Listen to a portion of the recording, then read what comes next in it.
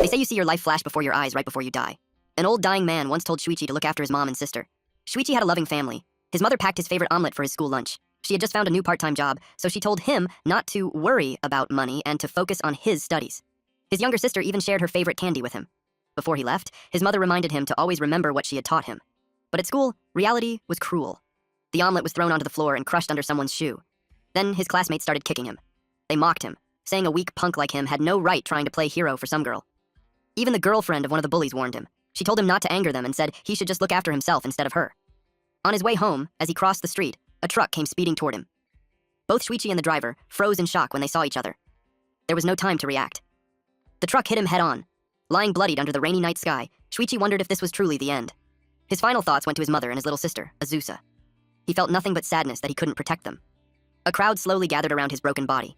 Someone rushed to call an ambulance. As his last tear fell, a blue butterfly fluttered down and hovered in front of his face. In his fading mind, he made a vow. In his next life, he would protect the people he loved with his own 2 hands. His blood continued to spread across the road as more people gathered in silence.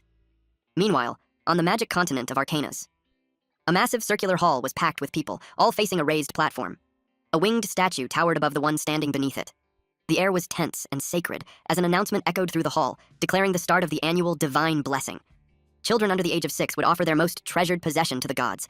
If the offering was accepted, a divine messenger would descend. That spirit would sense the child's hidden magical element and grant them a chance to become a mage. Any child wishing to receive the blessing had to sign their name. One child tugged on his mother's sleeve and asked if offering his candy would let him learn magic. His mother gently explained that the offering needed to be something valuable, like the expensive gems owned by nobles. Nearby, a noblewoman presented a pair of teardrop-shaped earrings. Deep blue, glass-like gems were set in gold, each topped with a small red bead. The crowd gasped. One woman exclaimed that Lady Blank's gemstone was incredibly precious. The noblewoman calmly replied that the greater the offering, the higher the chance of being blessed. Her son stood beside her wearing a smug smile.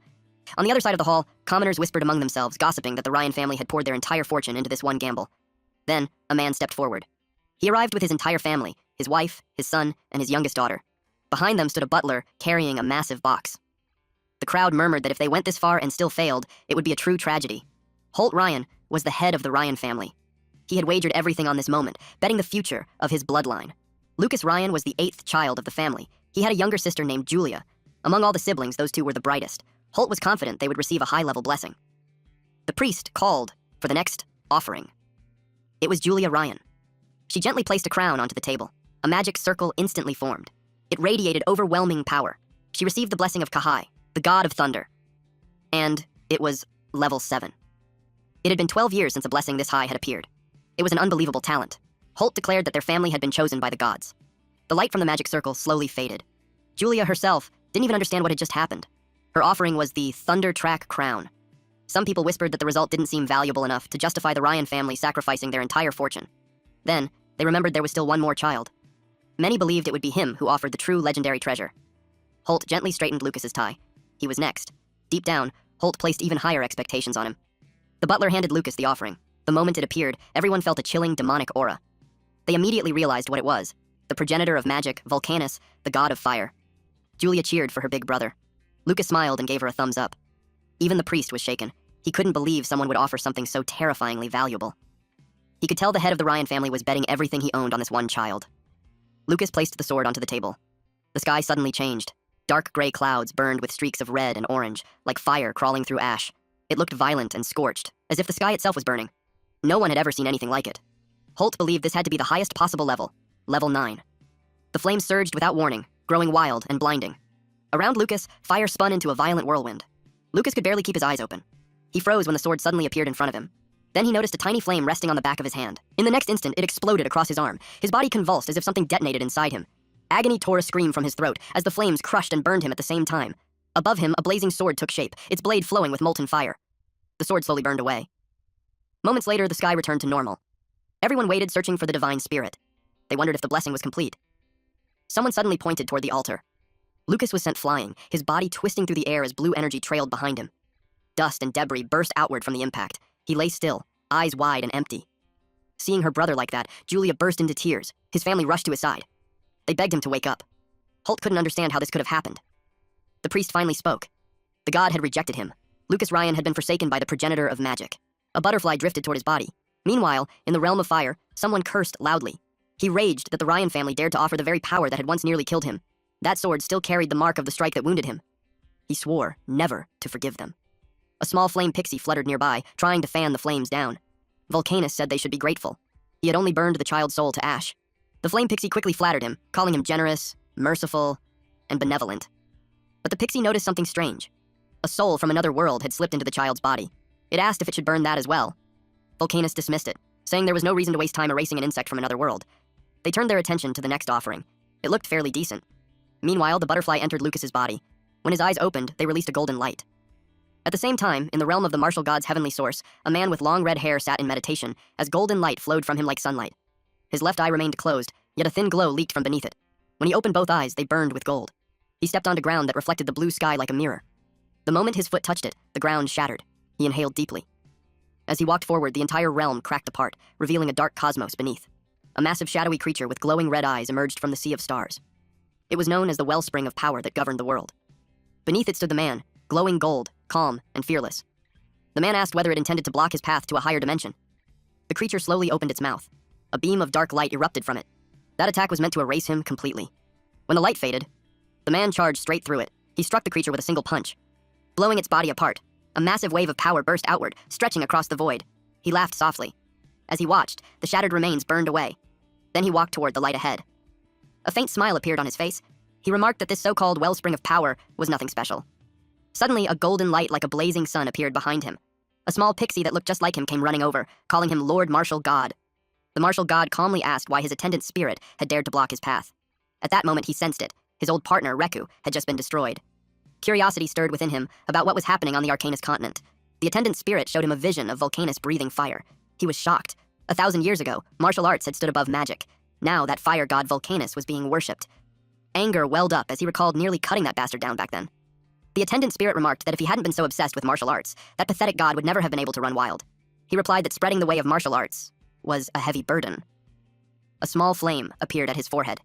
He admitted he had no interest in developing it, but he knew, even so, that it was his duty to pass it on. And so a tiny being like him devoted himself endlessly to training. Someone slowly regained consciousness. He could hear a voice. Confusion filled his mind. It felt like he hadn't died. He slowly opened his eyes. He saw countless identical faces of the martial god surrounding him. He was completely dumbfounded. The martial god introduced himself as Mars. He declared that he would bestow the blessing of the martial god upon him. Lucas was utterly confused. In the distance, the martial gods looked like small suns arranged in a perfect circle. Mars repeated his introduction while flexing his muscles. Once again, he stated that he would grant him his blessing. A beam of golden light struck Lucas's head. His eyes turned gold, and a notification appeared, Blessing of the Martial God Level 9. The level cap for martial arts training had been removed. He barely managed to support himself. He had no idea what any of it meant. He didn't even realize his body was overflowing with power. What caught his attention the most was how incredibly ripped the spirit was. He couldn't understand what was happening. He was Shuichi. He clearly remembered being hit by a truck. He should have been dead. And yet he was alive. Suddenly memories flooded into his mind. He realized he had become Lucas Ryan. That realization made him think the gods were playing with him. Apparently Shuichi had reincarnated into a world of magic as a child who had just been abandoned by the gods. At this rate, his clan would surely disown him. His new life might end up even worse than his previous one. He thought about his mother and sister and felt anxious, but at least in his old world, they would be able to live off his insurance money. He looked down and saw his hands glowing. He couldn't believe he had received the blessing of the martial god when he didn't even know what martial arts were. A sudden noise snapped his attention to the floor. Someone had accidentally dropped a piece of candy. He froze when he saw who it was. It was Julia. She was bursting into tears. She couldn't hold it in anymore. She ran forward and hugged him tightly, overwhelmed with relief that he was awake. She had been terrified after hearing Jeremy and the others say that he might never wake up. He gently patted her head, calming her down. That was when it truly sank in. She was Lucas's sister, Julia. At the same time, he couldn't stop thinking about Azusa. She must have been devastated when he died. He had lost everything when he reincarnated, but this time was different. This time, he was determined to protect those precious to him in this life. No matter what it took, he would protect them with everything he had, and with that resolve, he entrusted everything to the martial god. At the altar, the statue suddenly made a sound. Then its eyes began to bleed. Blood poured down, forming a dark puddle on the floor. From that pool, a woman slowly emerged. She sensed that the loathsome man's presence was gone. She was referring to the martial god. She wondered whether he had died, or simply left this world. She had very little power left. So she knelt down and drank the blood dripping from the statue. She even seemed to enjoy it. Without the martial god standing in their way, this world would soon belong to them. 9 years later, at the Ryan family estate. The bell rang, and a man wiped the sweat from his face. Lucas had grown a lot. He He stood under the bright blue sky waiting for Julia to finish her magic training. He decided to go meet her. Suddenly, he sensed something behind him, a thorny vine wrapped tightly around his body. Lucas looked annoyed. He already knew who did this. It was Jeremy. Jeremy greeted him mockingly, saying it was nice to meet him again. The child abandoned by the gods. Jeremy Ryan was the fourth child of the Ryan family, a magic student with a level 5 blessing, and Lucas's half-brother. The maid beside him looked surprised that Lucas hadn't been kicked out yet. Jeremy reminded him that the backyard was reserved only for the family's mages. The vines then tightened around Lucas's body. He threatened that Lucas might finally learn his lesson after a few broken ribs. Lucas simply yawned. He calmly said that his sister was just finishing her magic practice and would be back any second. Lucas then glared at him and warned that if he didn't want to get fried by lightning, he should let go now. Both Jeremy and the maid stiffened in fear. Still, Jeremy forced himself to act tough, mocking Lucas for hiding behind his sister. He claimed he wasn't afraid of lightning. Right on cue, lightning struck him. Jeremy was instantly scorched. The maid's face turned pale. Not long after, Lucas sensed someone behind him.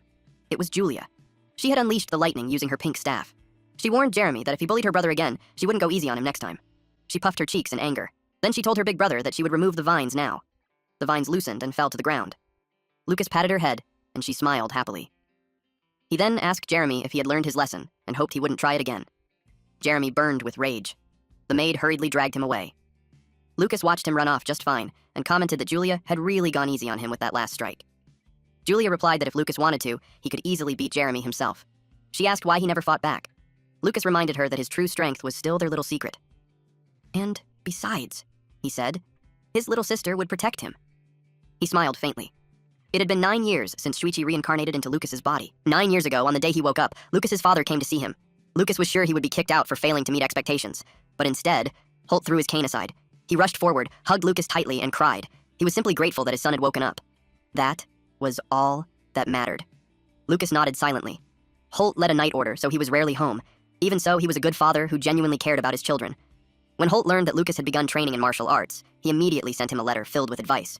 He told Lucas that the family archive contained old martial arts books and hoped they would help his training. So Lucas went down into the basement. Thanks to that letter, a bold plan took shape in his mind. The young Lucas suddenly disappeared. One maid grew worried because he ran off alone every day. Another maid dismissed it, saying he would be kicked out soon anyway for being unable to use magic. Then they felt tremors. The ground had been shaking often lately. They assumed someone was practicing earth magic, but in reality, the ground was being punched. By Lucas. He spent 6 months digging beneath his room to create a secret training ground. He divided it into 4 sections. There was a study area, a storage room, a training area, and finally, a bath. He had spent most of his money on the other equipment, so he settled for a cheap tub. Ever since completing the underground space, he trained there every single day in secret, at the present time. Lucas jumped into his tub. Soaking in a medicinal bath was the most efficient way to train martial arts. It had been 3 years since he started training, using a book from the archive called the Chaotic Tempering Technique. Now, any magic attack of level 5 or lower couldn't even scratch him. His defense had finally taken shape. He stepped out of the tub and walked toward a training dummy to work on offense. He drew his sword and slashed. He turned around, then switched weapons to a spear. He struck again, slicing the dummy into countless fragments. The pieces were so fine, they scattered into the air. That was his cloud-piercing swift thunder spear, now at level 4. He decided to continue practicing. His skills had steadily improved over the past 9 years, but one thing still bothered him. According to the books, martial artists eventually hit a hard limit. To break through, they must achieve enlightenment. But enlightenment was so difficult that most people gave up in despair. That was the real reason martial arts faded, even though it was no weaker than magic. However, Lucas was different. He stood before a larger punching bag and took a deep breath. He focused, and struck with everything he had. The massive punching bag exploded, and even the wall behind it cracked. Lucas exhaled slowly. That attack was Frenzied War High Explosive Fist, level 5. His levels kept rising as if there was no limit at all. He suspected this was the true effect of a divine blessing. His techniques included Quick Draw Flash at level 9, Aura Slash at level 4, Critical Armor Piercing Sword at level 4, Cloud Turning Sea Overturning Palm at level 5, Chaotic Tempering Technique at level 4, and Cloud Piercing Swift Thunder Spear at level 3. It was already 6 p.m. He remembered that Holt was coming home, and the family would be eating together. He returned to his room. After cleaning himself up, he stepped outside and headed to the dining room. Holt greeted him warmly, saying it had been half a year since they last met. He told Lucas to sit, saying he had been waiting. Lucas replied politely. Holt then explained that Allen Magic Academy had opened a special martial arts department and that he had already signed Lucas up. Jeremy clicked his tongue when he heard that. Martial arts were difficult, but Holt believed Lucas could handle it. The entrance exam was next week, so he told him to prepare well. Lucas thanked his father. No matter which world he lived in, Shuichi still wanted to grow stronger and protect what mattered, but he knew standing out too much would only invite trouble. Suddenly, Julia raised her hand. She announced that she wanted to attend Allen Magic Academy with him. Holt said it was a good goal, but she was only 11 and too young to enroll. Julia quickly pointed out that the academy had an elite class with no age restriction. Then she revealed that she had already received an offer for the elite class. Holt read the letter. He realized that her reputation as a genius had already reached Allen Academy. Her mother smiled and said they might soon see a great mage born from the Ryan family. Jeremy looked visibly jealous. He struggled to contain his anger. Holt said he would pray for both children to pass their exams safely. Jeremy complained that he understood Julia's situation, but didn't see why Lucas deserved special treatment. He worried Lucas attending a magic academy would tarnish his reputation. His mother pinched him. He yelped in pain and she told him to calm down. She reassured him that there was nothing to worry about. This woman was Jessica Ryan, the second wife of the Ryan family and Jeremy's mother. She calmly stated that it wasn't guaranteed Lucas would pass the exam. A sinister smile crept across her face. 1 week later, it was time to depart for the Magic Academy. Lucas and Julia's mother told them to take care of themselves. She promised that once they were settled, she would visit and bring their favorite pudding. Before they left, she handed them the lucky coin their father had given them. The coin came from the Buon dynasty, which unified the world nearly 10,000 years ago. Their father had obtained it while subjugating a powerful magic beast. The front of the coin bore the image of Mars, the first emperor, while the back showed the weapon he once wielded. When Holt had shown it to them as children, Lucas remembered thinking that Mars looked like a ridiculously ripped ancient spirit. Holt had always insisted they keep the coin with them as a good luck charm. As Lucas watched his parents see them off, memories of his parents from his previous life surfaced. Having been blessed with a loving family in both lives made him feel truly fortunate. After that, they set off.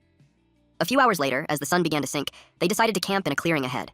Before darkness fell, they had already lit a bonfire. Their butler explained that if they departed early the next morning, they would reach Daku Town, where the Allen Magic Academy was located, by nightfall. Julia was confident they would arrive quickly. She asked the butler, Mr. Forden, if Daku Town had anything interesting. He told her the town was famous for its annual magic dodgeball tournament held every spring. It was also well known as a gourmet town. Lucas noticed Julia starting to drool. Suddenly, he sensed something wrong. 2 kilometers away, 12 horses and 13 people were approaching rapidly. He recalled that bandits often operated in this area. Forden confirmed it, but added that encounters were considered rare. Lucas's chaotic tempering technique gave him more than just durability and healing. It had sharpened his senses far beyond normal. He was certain he wasn't imagining things. There were only 5 of them, and one was a child. They had to be careful. He informed everyone that an unknown group was heading straight toward them at high speed and ordered them to form up. The knights stared at him in confusion. They couldn't hear a thing, not even a bird, so they had no idea what he was talking about. Forden immediately drew his sword. He scolded the knights and shouted for them to prepare their weapons at once. They could only obey. Forden didn't know how Lucas sensed the danger, but he believed it was better to be safe than sorry. The sound of galloping grew louder. The knights were stunned when they realized Lucas had been right. The bandits were thrilled to find prey. Their leader had predicted it. Right before the Allen Magic Academy exams, nobles were everywhere. They spotted Julia and laughed, saying she would fetch a high price. As for the boy beside her, Lucas, they figured certain buyers would pay well for him too. Forden asked if they understood what happened to those who dared mess with nobles. The bandits didn't care. Their leader ordered everyone killed, except for the 2 brats. They charged forward, with the knights moving in to support Forden. The bandit leader led the assault. His sword was knocked aside. A knight's lance struck him, forcing the weapon from his hand. A flash of steel followed. Forden's blade swept through the air and took the man's head clean off. Forden reassured Julia that everything was under control. Blood poured from the fallen bandits. Forden shouted for Lucas to take Julia and run. Then a horrifying scream echoed. Several knights were engulfed in flames. The attack came from a man wearing an eye patch. Forden was shocked. There was a mage among them. He immediately ordered the children to flee into the forest. In that brief distraction, he was stabbed. Blood sprayed everywhere. Lucas quickly covered Julia's eyes, panic tightening his chest as he watched Forden stagger. But our butler didn't let himself fall. Even if his body was trembling, he still wanted to hold these bandits off. The mage raged over his fallen companion and prepared to burn them all alive. Even wounded, Forden resolved to protect the young master and young lady at any cost. Lucas knew Forden was only a level 2 martial artist. There was no way he could defeat a mage. Lucas had wanted to keep his true strength hidden, but Forden had treated him with more kindness than anyone except his parents. He was family. Lucas couldn't stand by and watch his family die. Julia noticed his clenched fists. He told her to hide while he went to help Forden. She looked at him with worry, but she nodded and obeyed without hesitation. Then Lucas sprinted back toward Forden. Forden managed to take down one bandit. After that, he could barely stay on his feet. Another bandit tried to stab him from behind. Blood burst into the air. Forden turned around. The upper half of the attacker's body was gone. The remaining bandits panicked, shouting in fear and confusion. One by one, their heads exploded. It happened in rapid succession, as if invisible stones were smashing through them with terrifying force. Someone stood nearby, gripping several rocks. It was Lucas. He felt relieved. Raising Gale Strike to level 4 by knocking birds out of the sky had paid off. Dealing with level 1 bandits was effortless. The mage grew furious, scanning the scene, as headless corpses littered the ground. He refused to believe they had died instantly. He formed a massive magic circle and declared he would take the old man with him. A gigantic fireball formed. Forden didn't even have the strength to dodge. Still, he felt thankful. Whoever intervened had saved the children. That alone was enough. Then, to his shock, Lucas stepped in front of him. Lucas punched straight into the fireball, dispersing the flames in an instant. Forden froze. He He stared at the young master in disbelief. The mage was equally stunned. His spell had been completely erased. Even so, the mage sneered and prepared another spell, Ice Snake. Lucas rushed forward and calmly declared that this would be the man's end. Lucas's punch detonated in a blinding flash as it smashed into the mage. The impact was so violent it felt as if the air itself shattered. The mage's body exploded and vanished, reduced to nothing but mist. Nothing remained to fall. Forden stood there in shock, unable to speak. A child killing a high-level mage so easily was beyond reason. Lucas simply said it seemed he had some talent for martial arts. Overwhelmed with relief, Forden broke down in tears. Then an ominous presence washed over them. Something behind Forden began to move. Flesh twisted and reshaped itself, forming a grotesque monster with a ripped, sinewy body and jagged bone-like spikes tearing through its skin. Its skull-like face held hollow black sockets and a single glowing purple eye, radiating a brutal, nightmarish aura. The bizarre creature finally spoke. It kept repeating one word.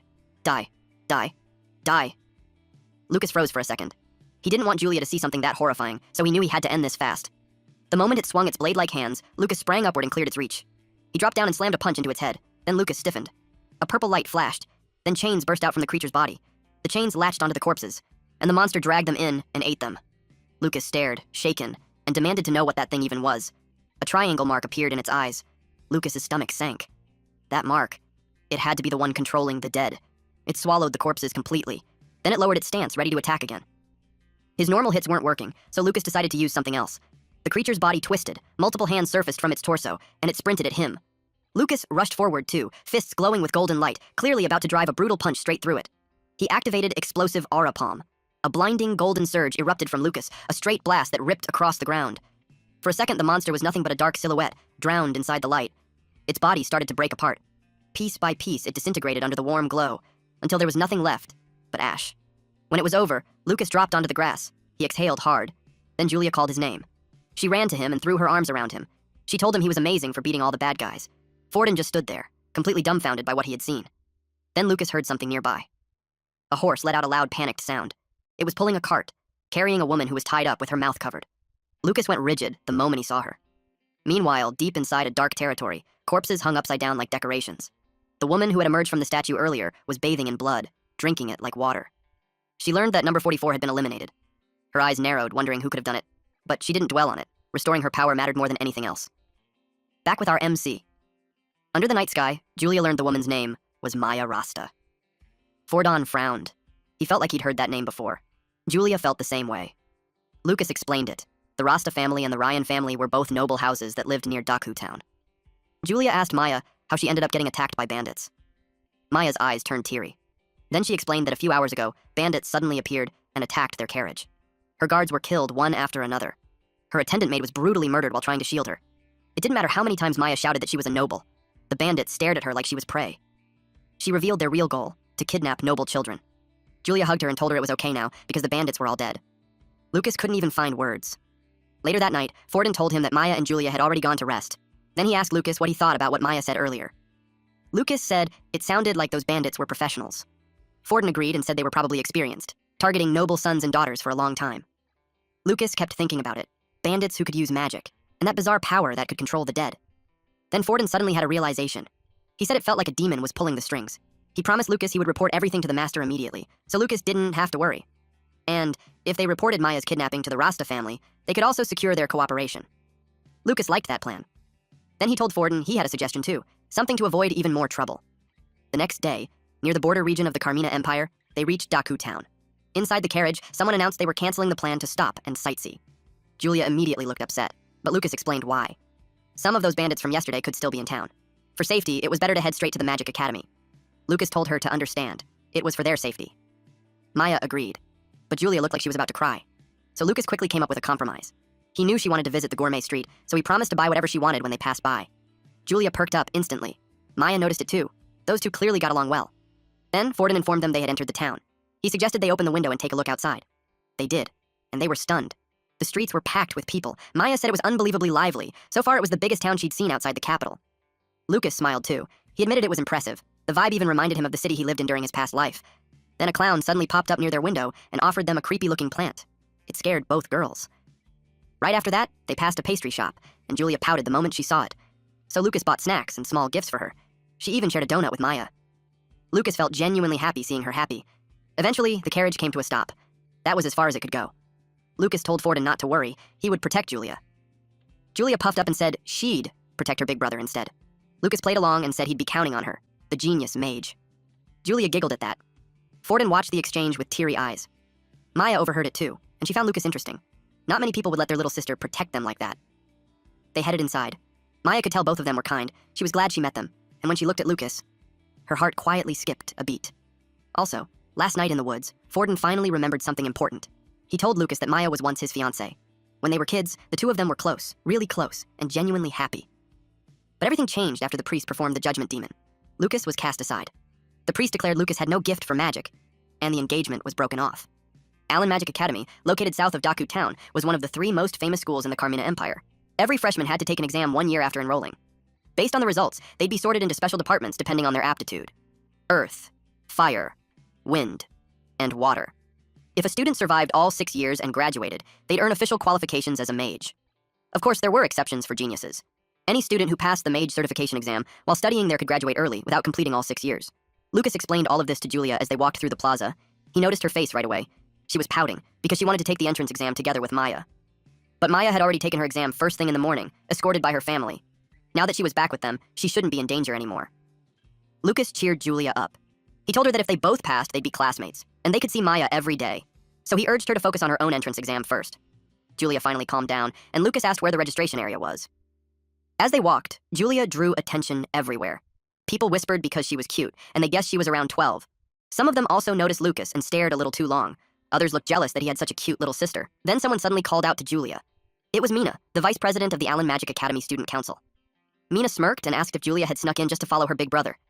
Julia shook her head and said she was there to take the entrance exam with her brother. Mina froze. Then she remembered something. There was a girl an elite class had personally sent an offer to. That memory made her smile. She asked, "Are you Julia Ryan, from the Ryan family?" Julia blinked, confused. She asked how Mina knew her name.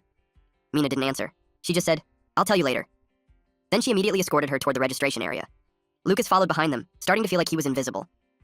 Julia told Mina to wait, because her brother had to register too. Mina flinched like she totally forgot Lucas existed, but she quickly recovered and said she already knew.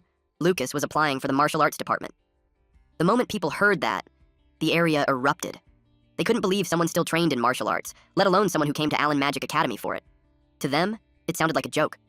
They laughed. They looked down on him. One of them even muttered that a martial artist was only slightly more useful than a magic beast. Lucas saw the contempt in their eyes and understood something immediately. Even inside the academy, it was the same. Mages truly believed they were nobler than martial artists. Hearing this, Julia became furious, but Lucas didn't care. To him, they sounded like trash pickers from the slums talking big. He knew the only people who acted like this were weak losers like Jeremy, or monsters who thought bullying made them powerful. In Lucas's eyes, they were insects. If it weren't for his parents' good intentions, he wouldn't even waste time stepping into a dump like this. Mina watched his expression closely. She looked guilty, like she blamed herself for saying martial arts department too loudly. So she quickly told Lucas that once he finished registering, he should come with them. She would personally guide him to the exam hall. Lucas was surprised. She was one of the only people who didn't look at him with prejudice. He thanked her. At the entrance, students lined up in a long row. Mina told them to check in with the student council members at the door. After that, each examinee received an emblem. Their exam number was stored inside it, so they had to wear it when entering the hall. The entrance exam had 3 parts. First, measuring magic potential using the magic light. Second, a compatibility test, where they would interact with spirits of different attributes. And third, a destructive power test, where they would attack a dummy and get scored. Lucas asked if the martial arts applicants did the same process. Mina nodded. Yes, every department took the exact same test. Lucas didn't think it was because the academy cared about fairness. He thought it was because that they were too lazy to design a real test for martial artists. That only fueled him more. He swore to prove the power of a martial artist and crush their prejudice in front of everyone. At the potential measurement station, an old man stood near the magic light and announced the first test. He told them to place a hand on the magic light one at a time. Then the old man noticed Lucas. His eyes widened. In his whole life, he claimed he had never seen something like this. He even called it a 1-in-1,000-year phenomenon. Then the score appeared. 0. The old man said that with a score like that, Lucas wouldn't get anywhere, not even in the martial arts department. The hall erupted with laughter. Students mocked him openly. Even the martial arts kid before him had scored a 1. Lucas could only sigh. Then the next student stepped up, and the entire crowd suddenly went silent when the magic light burst into a deep purple glow. It was Julia. Purple meant her potential was 7 out of 10, high enough to make her a top-class student among this year's examinees. The crowd started buzzing like crazy. Lucas just stared. He couldn't believe everyone was getting so worked up over something like that. To Lucas, it was obvious. These people didn't know the first thing about real power. He shouted at Julia not to hold back. He cheered loudly for her. The instructor tensed up the moment he realized Julia might still be suppressing her power. So, Julia released more. The orb's glow shifted, brightening into a golden yellow light. It blazed like a miniature sun. The instructor's eyes went wide. Golden light meant she was just a hair away from the maximum score of 10. He'd only seen that level once before, 2 years ago, from a student who became a legend on campus. But Julia was much younger than that student had been. The instructor was stunned, and genuinely impressed. Then, Julia finished the test. She ran straight to her big brother, smiling like she'd just won a prize. The crowd's attention immediately snapped to Lucas. Julia hugged him tight and asked if she did great. Lucas gently patted her head and told her she'd become an archmage someday. Behind them, one student whispered that Julia was a genius, and Lucas was a worthless piece of trash. The guy next to him instantly covered his mouth and hissed at him to stop. He warned him, "Do you have any idea what Julia would do if she heard you insult her brother?" Then he pushed him away and told him to go mock someone else. In his mind, it wasn't worth making an enemy out of a genius, just to laugh at some loser. Lucas heard it all, and he stayed calm, because this was exactly what he wanted. As long as Julia showed off her talent, no one would dare bother him too much.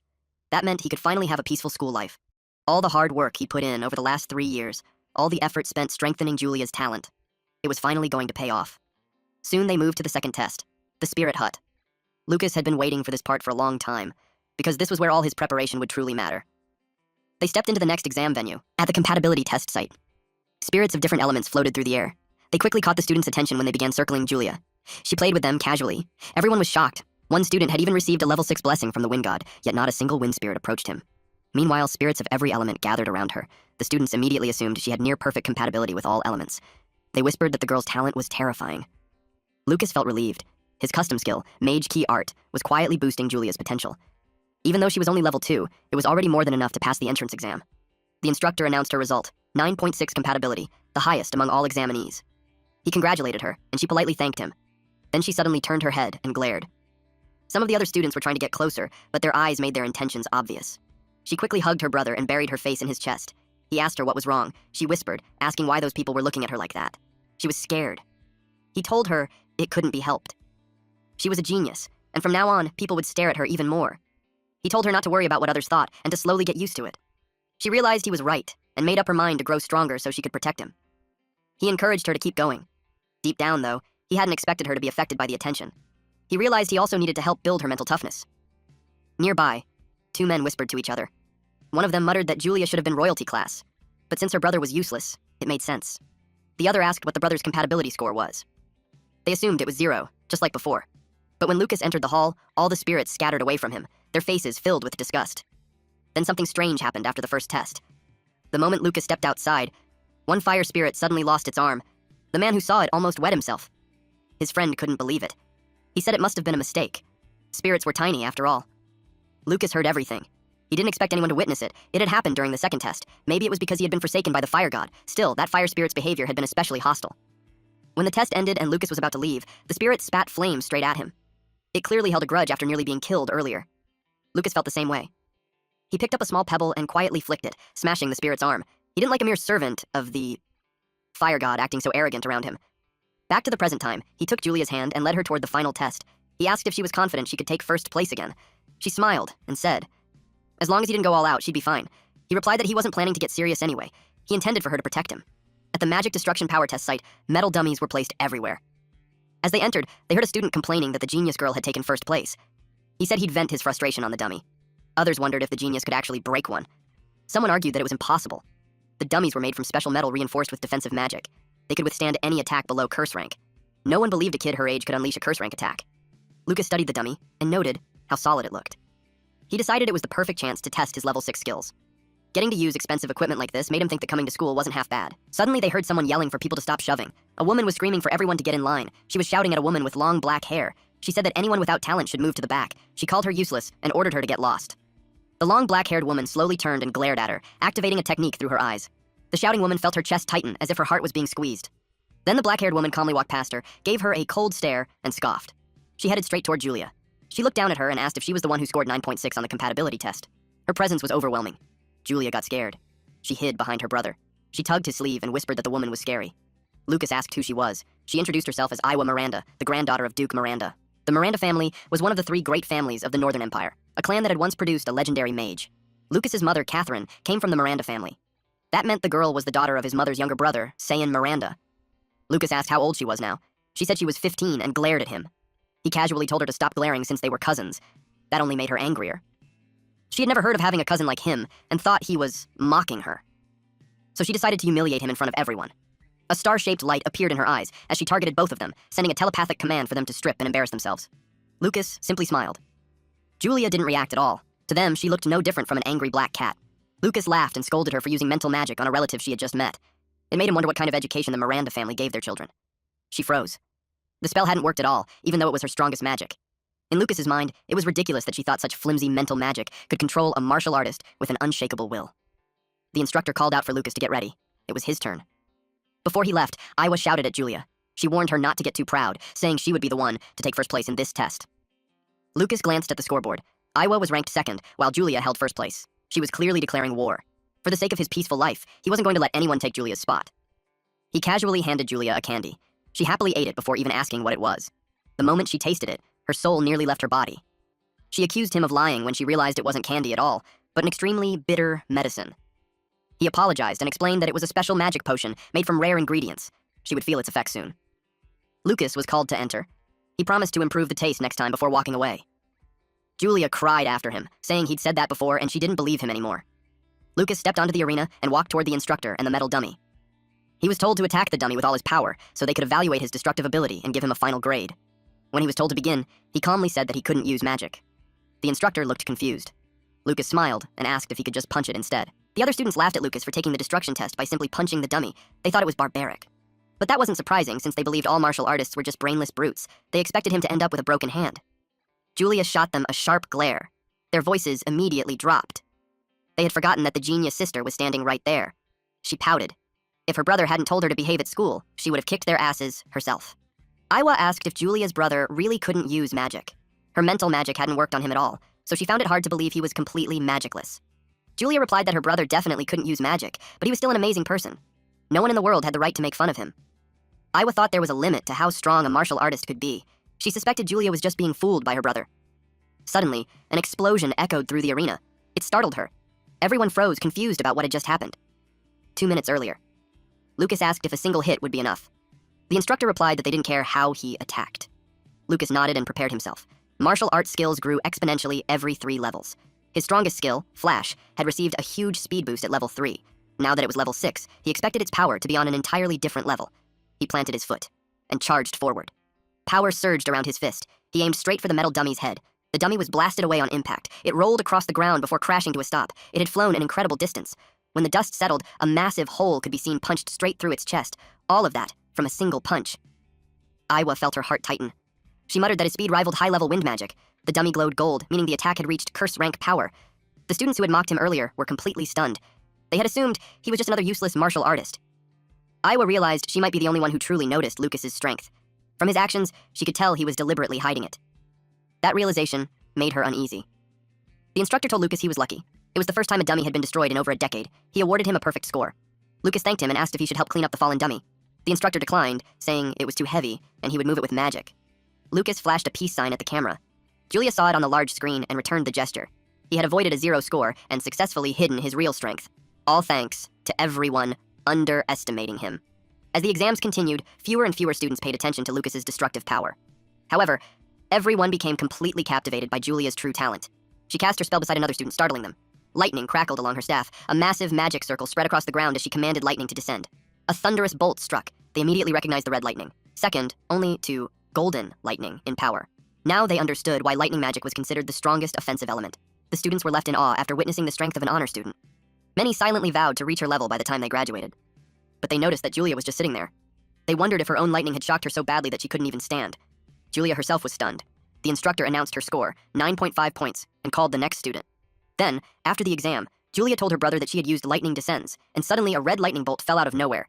It completely freaked her out. Before this, even at full power, she could only produce purple lightning. This time, the lightning felt far more active, almost alive. She found it strange. Lucas felt a stab of guilt. It was because of the potion he had given her, but he chose not to say anything. In their world, mages and martial artists each had their own potion-making paths. Mages brewed magic potions. Martial artists refined elixirs. Magic potions required a medium, while refined elixirs could be absorbed directly by the body. In the past, many kinds of elixirs had existed. But as martial arts declined, elixir refining became incredibly difficult. In the modern era, very few martial artists could create a mage essence elixir, the kind that boosted Julia's power. That was because elixir refining had to reach level 6. At present, there was only one other person besides Lucas who could make it. The only known level 6 martial artist, Duke Retsuzan, Minister of the Imperial Ministry of Martial Arts. Rumors said that even top-tier mages bowed before him, begging for his elixirs. If anyone discovered Lucas could make something that valuable, it would become a massive headache. He had to keep it an absolute secret. After all, his elixir refining was already at level 6. Later that day, they sat together on a bench. Julia asked if it was finally over. Lucas told her it would take just a bit longer. Once the class assignments were posted, they could return to the dorms and rest. Mina suddenly called out to them. Lucas asked what she was doing there. She explained that she was in charge of posting the class assignments. She told them that Julia had taken first place in the elite class, while Lucas ranked first in the martial arts department. She congratulated both of them. Julia beamed when she heard she placed first in the elite class. She was thrilled that she had made it. Lucas praised her, saying she was amazing and that he'd be counting on her from now on. Mina asked which department Julia wanted to join next year. There were 5 special departments: Earth, Fire, Wind, Water, and the Special Department. 1 year after enrollment, all students would be tested and officially assigned. Julia thought for a moment. Based on her attributes and the Wind God's blessing, she chose the Wind Department. Mina's eyes lit up. She happily told Julia that she would be waiting for her there. Lucas noticed how actively Mina was already scouting talented students. Then, Mina offered to escort Julia to the girls' dormitory. Julia waved goodbye to her brother. Lucas asked Mina to take good care of his sister. After that, he headed toward the martial arts department. Students crowded around the results board. Just as expected, Julia's name was at the very top. Someone muttered that all the other freshmen that year were nothing but props, meant to make the genius look even better. It sucked to be them. Because Julia ranked first, Iowa lost. She clenched her fists and swore that one day she would take first place herself. She wanted to prove it, to Lucas, and to Julia. Back to our MC. Lucas looked disappointed. He knew the martial arts department wasn't exactly a priority, but the dorm was so run down that he wondered if anyone actually lived there. It looked like it could collapse at any moment. On the bright side, a place like this would be quiet. It was perfect for the peaceful school life he wanted. But the moment he stepped inside, a perky, silver-haired man greeted him enthusiastically. He already knew Lucas, the guy who took first place in the martial arts department. He introduced himself as Kai Taroy, a fellow student in the same department.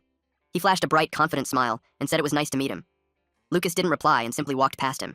He headed to the registration table. Kai followed closely behind and excitedly told him that punching the dummy and sending it flying had been amazing. Lucas replied calmly that he had just gotten lucky. The instructor informed Lucas that his room was on the 2nd floor and handed him the key to room 205. Kai glanced at it and immediately said they were roommates. Lucas groaned when he saw the hallway. It was old and filthy. Kai led him to room 205. When they opened the door, 2 people were already inside. Kai froze in surprise. The 2 introduced themselves. The green-haired man was Collins, and the blonde was Sharp. From now on, they would all be roommates. Kai looked visibly disturbed. The room was absolutely filthy. He covered his nose and complained loudly, saying it was worse than a pigsty. When he spotted a spider, he shrieked and jumped back. He asked Lucas if he seriously planned to live in a place like this. In his head, Lucas noted that Kai was a germ-obsessed pretty boy. Kai suddenly pulled out a gold coin, instantly grabbing the attention of Collins and Sharp. He said he would give it to whoever cleaned the room. They stared at it in disbelief. That single coin was worth more than a month's salary. Lucas wasn't surprised. Kai was clearly the heir of one of the 3 great noble families of the imperial capital. Collins and Sharp immediately got to work cleaning. Still, Lucas couldn't help thinking that no one had warned him he'd be living in a dump like this. Kai tried to reassure him, saying that since this was the famous Allen Magic Academy, the living conditions would surely improve over time. Lucas nodded, trying to believe him. Kai muttered that the place felt more like a jail cell. Another spider crawled out. Kai instantly hid behind Lucas. Lucas warned him that if he kept talking like that, the student council might drag him away. Eventually, the cleaning was finished. Kai praised Collins and Sharp for their hard work. The room was simple, but now it was spotless. Kai handed out the rewards. He declared that from now on, as roommates, he would protect them. Each of them received a gold coin, even Lucas. Lucas smiled. Despite Kai's arrogant personality, he couldn't bring himself to dislike him. He was generous, almost like the Ben Zaiten of the Arcanist continent. The dorm supervisor arrived and handed them their uniforms. The entrance ceremony was about to begin in the main hall, so they were told to change quickly and head over. Kai was horrified by the tattered uniforms. He shouted that wearing something like that would make him look like a homeless bum. Deep down, Collins and Sharp thought they weren't that bad. Lucas told Kai that everything would be explained during the ceremony. He had also heard that the academy used a reward-based system. If students earned enough merit, they could request better treatment. Even improved uniforms. That was enough to convince Kai to put it on. He urged everyone to hurry to the hall. Lucas quietly noted how gullible he was. At the hall, they entered wearing their worn-out uniforms.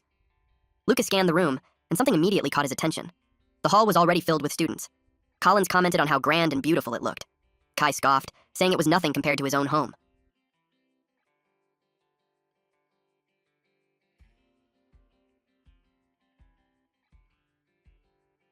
Lucas spotted her. The elite class uniforms were on a completely different level. The martial arts department seats were all the way at the back. Kai suggested that if Lucas wanted to say hi to his sister, he should do it now. Lucas shook his head and said it was fine. He just wanted to take his seat. Deep down, though, he felt proud. The elite uniform looked great on Julia. The distance to their seats was ridiculous. It made Kai mutter that the martial arts department was clearly being discriminated against. They sat down. Lucas noticed a woman seated in front of him. Suddenly, the flame in the lamp gathered at its center, forming the shape of a flower bud. A man shaped the fire into a blooming flame flower and held it in his hand. It was fire mold, level 6. A figure stepped out from the flaming bud. He announced that the students should feel honored, because today, he, the student council president and a future great mage, would be introducing the academy's point system. His name was Theodore Folamel. The girls immediately began fangirling. He looked cool, and their excitement doubled when they learned he was a level 6 mage. Theodore continued. At Allen Magic Academy, the point system was the foundation of everything. Magic skills, rare books, tamed magic beasts, rare materials, even guidance from great masters. Any learning resource they could imagine could be obtained with points. There were many ways to earn points, however, labor paid extremely poorly, only 1 to 5 points per hour. It was far more efficient to earn points by participating in departmental events. For current students, guiding freshmen today was one of the best earning opportunities.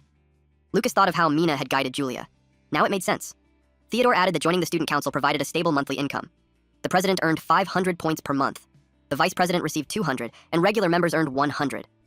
Finally, he mentioned a high-risk task: monster hunting. Behind the academy lay the Magic Beast Mountain Range, notorious for being infested with dangerous creatures. Students could hunt magic beasts and exchange the materials for points. That immediately caught Lucas's attention. To him, it sounded like a training ground made specifically for him. A few hours later, Kai was sleeping soundly. An incense burned quietly beside his bed. Lucas slipped out of the room. Thanks to the tranquil incense, his roommates were completely knocked out. Finally, he could head to the Magic Beast Mountain Range. The martial arts department building sat at the very back of the academy, which meant the Magic Beast Mountain Range was right beyond the wall. He jumped over it, then crossed several rooftops. He moved closer to the outer boundary. Eventually, he slipped out and headed deep into the forest. The first monster rushed him. It was a purple frog with a horn on its head and 3 spikes on its back. Lucas leaped over it. The monster panicked when Lucas grabbed its horn. He slammed it into the ground, causing a violent explosion. Just like that, the monster was defeated. The poor creature lay there pitifully, its horn torn off. It was a giant, black-horned frog. Its horn was poisonous and commonly used for brewing magic potions. Lucas kept it. It would be worth a decent amount of points.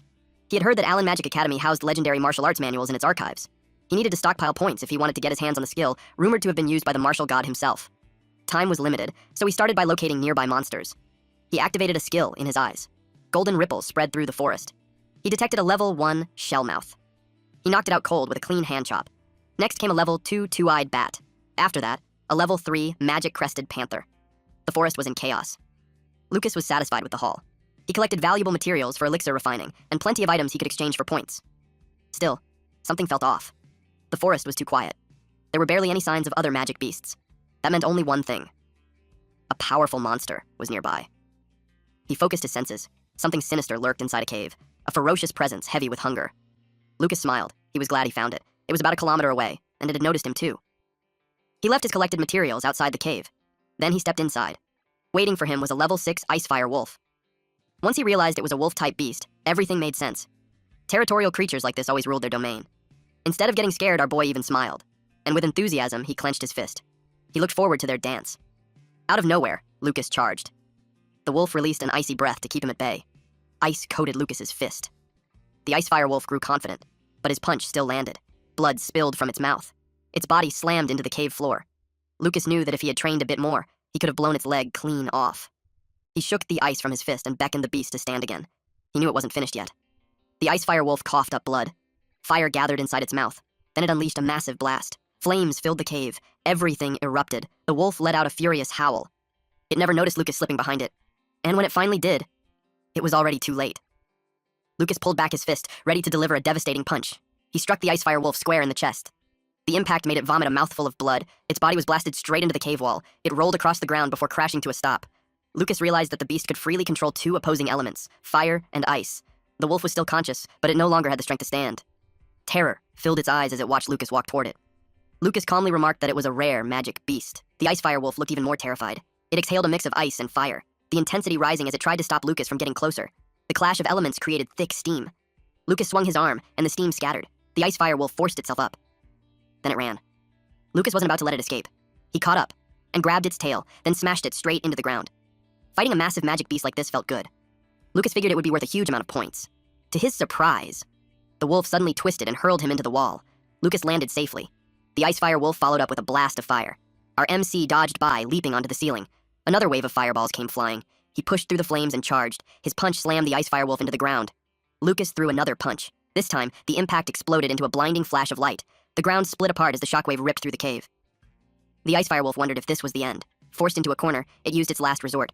Its red paws suddenly swelled in size. Lucas barely jumped away in time. Then it released two glowing orbs, one of ice, one of fire.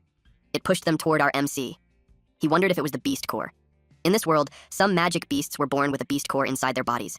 It was an extremely rare material that contained all of the beast's power. If even a single drop of human blood touched the core, the magic beast would become that person's tamed beast. Lucas asked if it wanted to become his tamed beast. The ice firewolf let out a weak whine. Its body language showed complete surrender.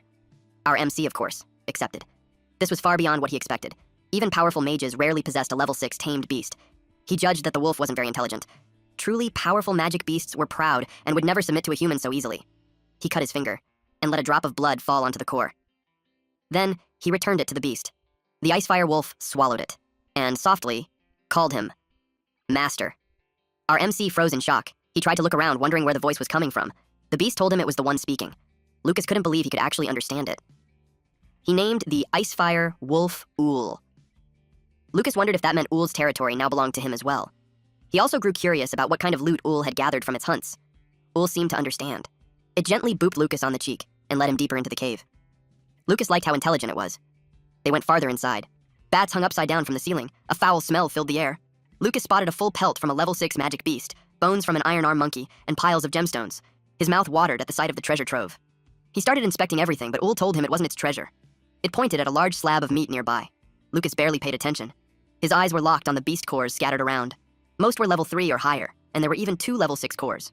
Ool explained that it had already eaten all the water and fire attribute beast cores. To level up, a magic beast had to consume beast cores at or above its own level. That meant Ool had defeated at least 2 opponents as strong as himself. Lucas rewarded Ool for a job well done. Ool loved it. The smell alone made it happy. Its wounds slowly began to heal. Lucas explained that it was a healing potion that worked on magic beasts as well.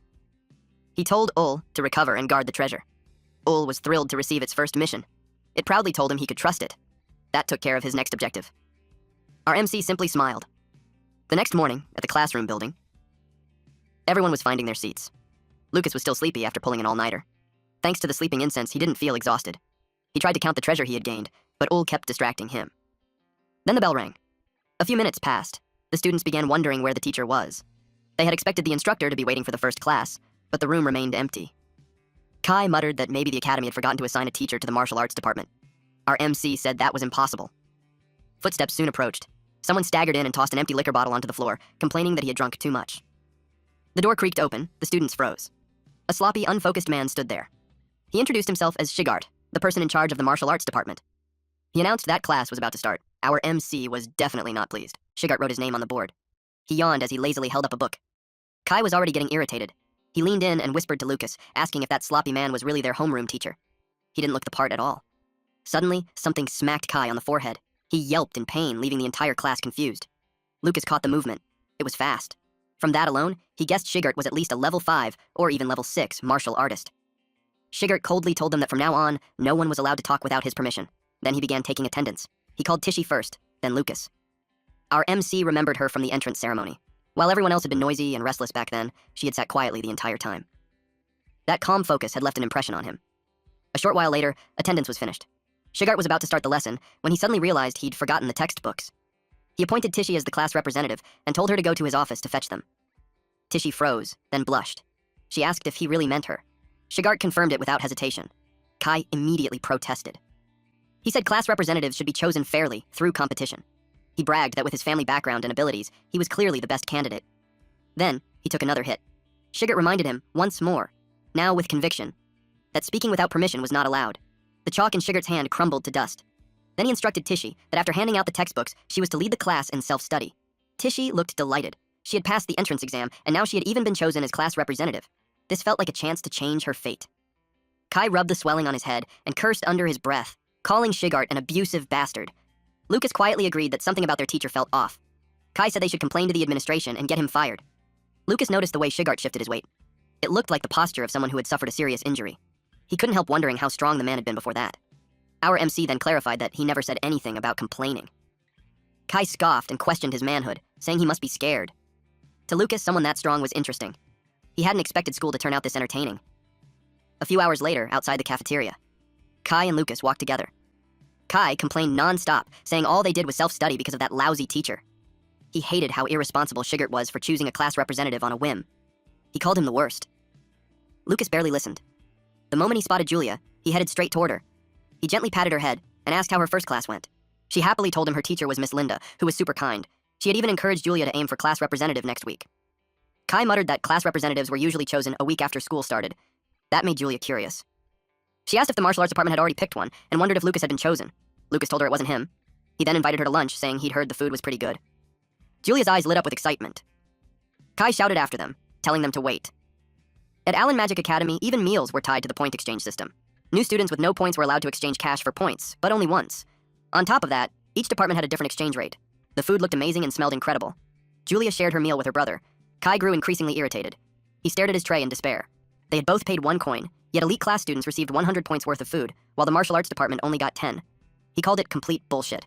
Earlier, when he complained, the teacher bluntly told him that the martial arts department rate was fixed at 10 points. If he had a problem with it, he could leave.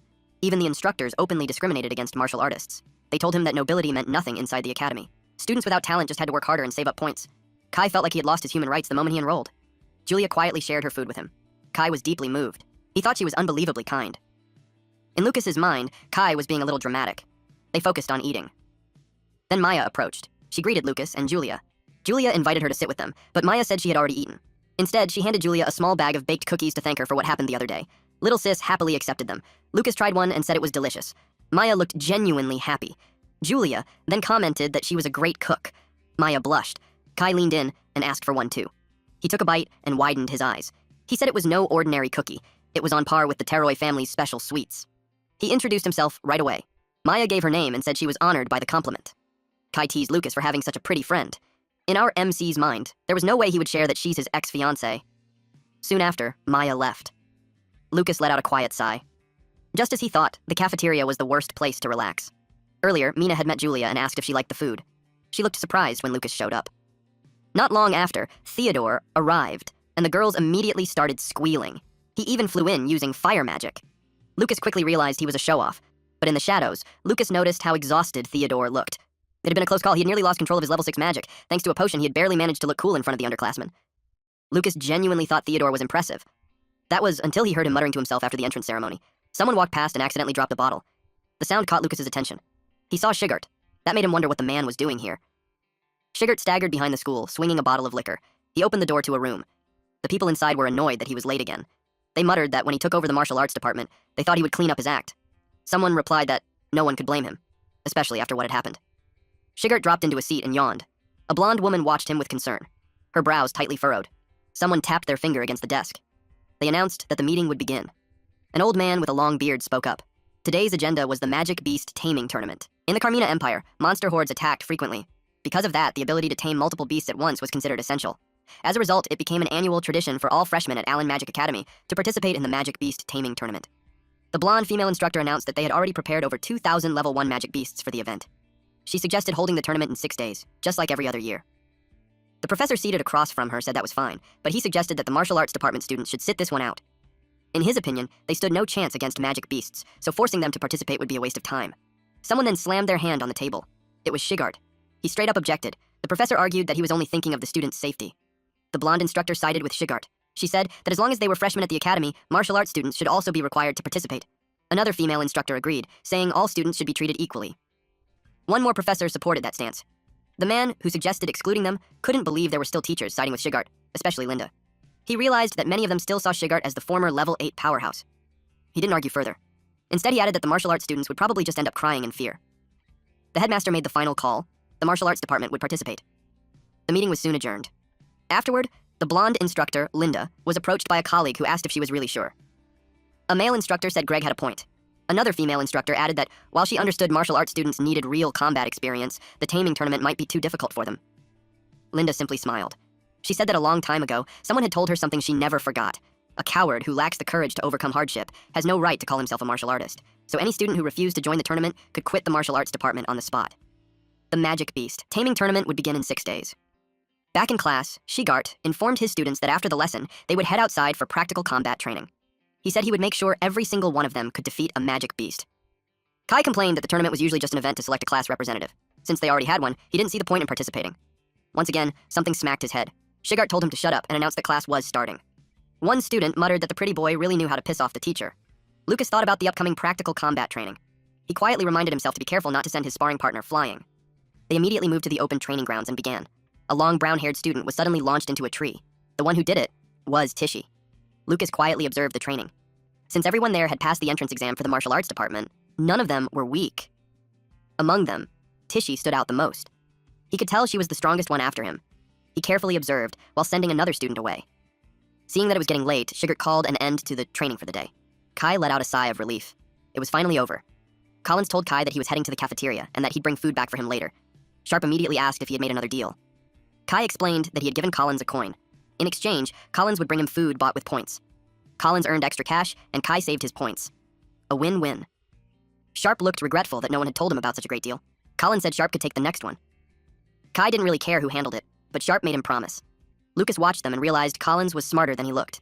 He was increasing his allowance while keeping good relationships with everyone. On the contrary, Kai thought he was the clever one and asked our MC if he agreed. He suggested Lucas learn a thing or two from him, joking that he wouldn't even charge tuition. Lucas gently brushed Kai's elbows off his shoulders. He said he appreciated the offer, but he'd pass. Kai was stunned. He assumed Lucas didn't care about points because his sister was in the elite class. But Kai had it completely wrong. Even without Julia, Lucas wasn't worried about food at all. After all, he had the bounty of nature. Smoke rose from inside a cave. Someone was roasting meat. It was our MC. If he didn't need to walk Julia back to the dorms, he would have used dinner time to train. But today, Mina had tried getting close to Julia again, so he couldn't lower his guard. If Mina showed even a hint of bad intentions, Lucas would make sure she regretted it. He noticed Ul wagging its tail. The Icefire wolf stared at the meat, drooling heavily. Lucas handed it over. The more he looked at Ul, the cuter it seemed. The wolf was overjoyed. Lucas had shared his food without asking for anything in return, making Ul think that being tamed might not be so bad after all. Lucas told the beast that after eating, it would help him train. He promised he wouldn't hurt it. Ul was terrified. In the end, Lucas did not go easy on him. Meanwhile, at the Ryan family estate, Lucas's mother stood beneath the night sky. Worry is clear on her face. Holt walked up beside her. He asked if she was thinking about the children again. She admitted that she was. There was no point hiding it from him. He told her their classes had probably already begun. Then he gently suggested that if she missed them, she should go visit. He told her that he'd be passing by Daku Town for work and could take her along. She was overjoyed at the thought of seeing them again, at Count Grindo's estate. Someone entered barefoot. The people gathered inside wore black hoods and masks. On the stage stood a naked woman, her body covered only by a black cape. She greeted Jessica as she stepped inside. She invited her to take a seat. Jessica smiled back. She had pale yellow curls and deep blue eyes. The woman presented her newest creation, Jade Dream. The moment it was consumed, the drinker's entire body would glow. Jessica accepted the glass. She then slid her wrist. Her dripping blood was collected into wine glasses, and drank it. The woman encouraged everyone to enjoy themselves. She removed her cape. Then she announced that the game had begun. A purple triangular mark with a dragon at its center appeared on her back. Jessica watched quietly. She swirled her wine glass, mixing the blood within. Later, in a bedroom, they spoke about how an 11-year-old girl had destroyed the Black Wind group. The green-haired woman and Jessica lay naked on the bed, holding each other as they talked. The girl, they said, had inherited the talents of both the Catherine and Miranda families. The green-haired woman remarked that someone at mere level 7 should not have been able to defeat them. Jessica bit her lip until it bled, forcing herself to suppress her rage. The green-haired woman told her that her child's efforts would never bear fruit. She knew exactly what Jessica wanted. She wanted Catherine and her daughter dead so she could become the Baroness. Jessica admitted it and asked what she should do. The green-haired woman smiled. She placed a triangular mark on Jessica's body. She whispered that there was something beautiful about watching a young bud wither. The next day, Tishy informed her classmates that they would be doing more practical combat training that morning. Groans filled the room. Everyone looked exhausted, dark circles heavy under their eyes. One student complained that the pain from last night was so bad, they couldn't sleep at all. Another bluntly said that Shigart was a monster. Tishy nodded. She admitted it hurt, but said it was all for the sake of getting stronger. She encouraged everyone to push through and do their best. Someone was surprised when they learned that her entire body was aching too. A few students bragged that they felt perfectly fine. They took it as proof that their bodies were tougher than everyone else's. Kai proudly claimed that was obviously the case. He boasted that he was the strongest in the class. Sharp and Collins backed him up. Lucas knew the truth. It was just the effect of the sleeping incense. Tishy noticed that the four of them looked completely fine. Their stamina was unusually high. With endurance like that, she believed they could handle even harsher training in the future. She was convinced they would grow into strong martial artists. Kai got fired up. He threw a punch. Lucas blocked it effortlessly. Kai widened his eyes when Lucas pushed him back with a single palm strike. Still, Kai managed to steady himself. Lucas rushed forward. Kai ducked just in time. Kai grinned and said he wasn't that bad. Lucas acknowledged him. Someone was watching them. Lucas felt it. A strange gaze locked onto him. Under a tree stood a thin, elderly man. Lucas wondered if he was the one staring.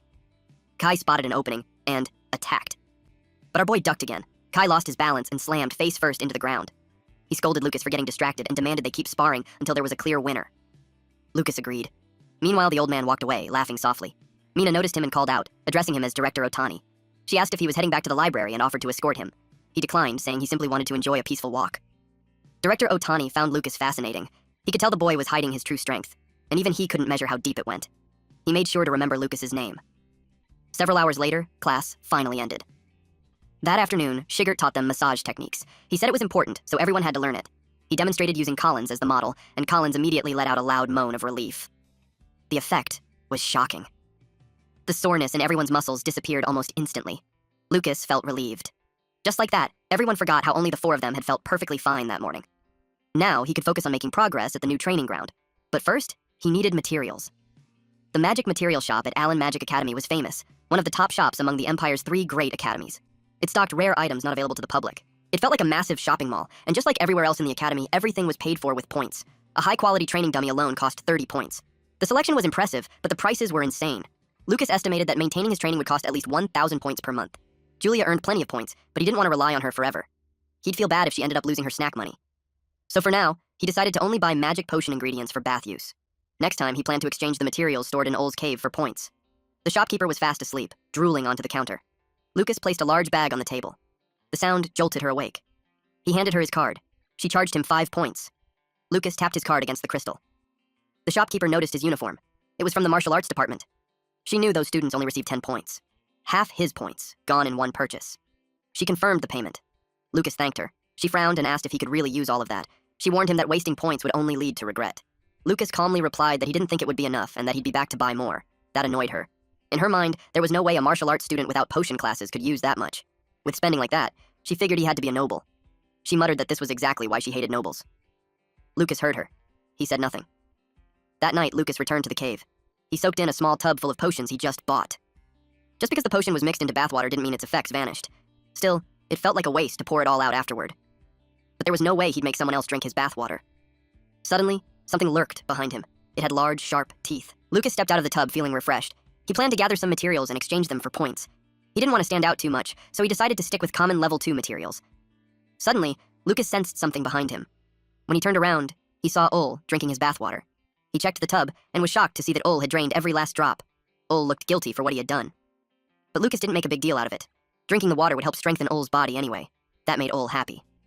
It then expressed that it wanted beef. Lucas teased it for being a glutton. Deep down, he was relieved that Ol had solved his problem of wasting the bathwater. He planned to exchange the materials for points over 3 days, choosing off-peak hours.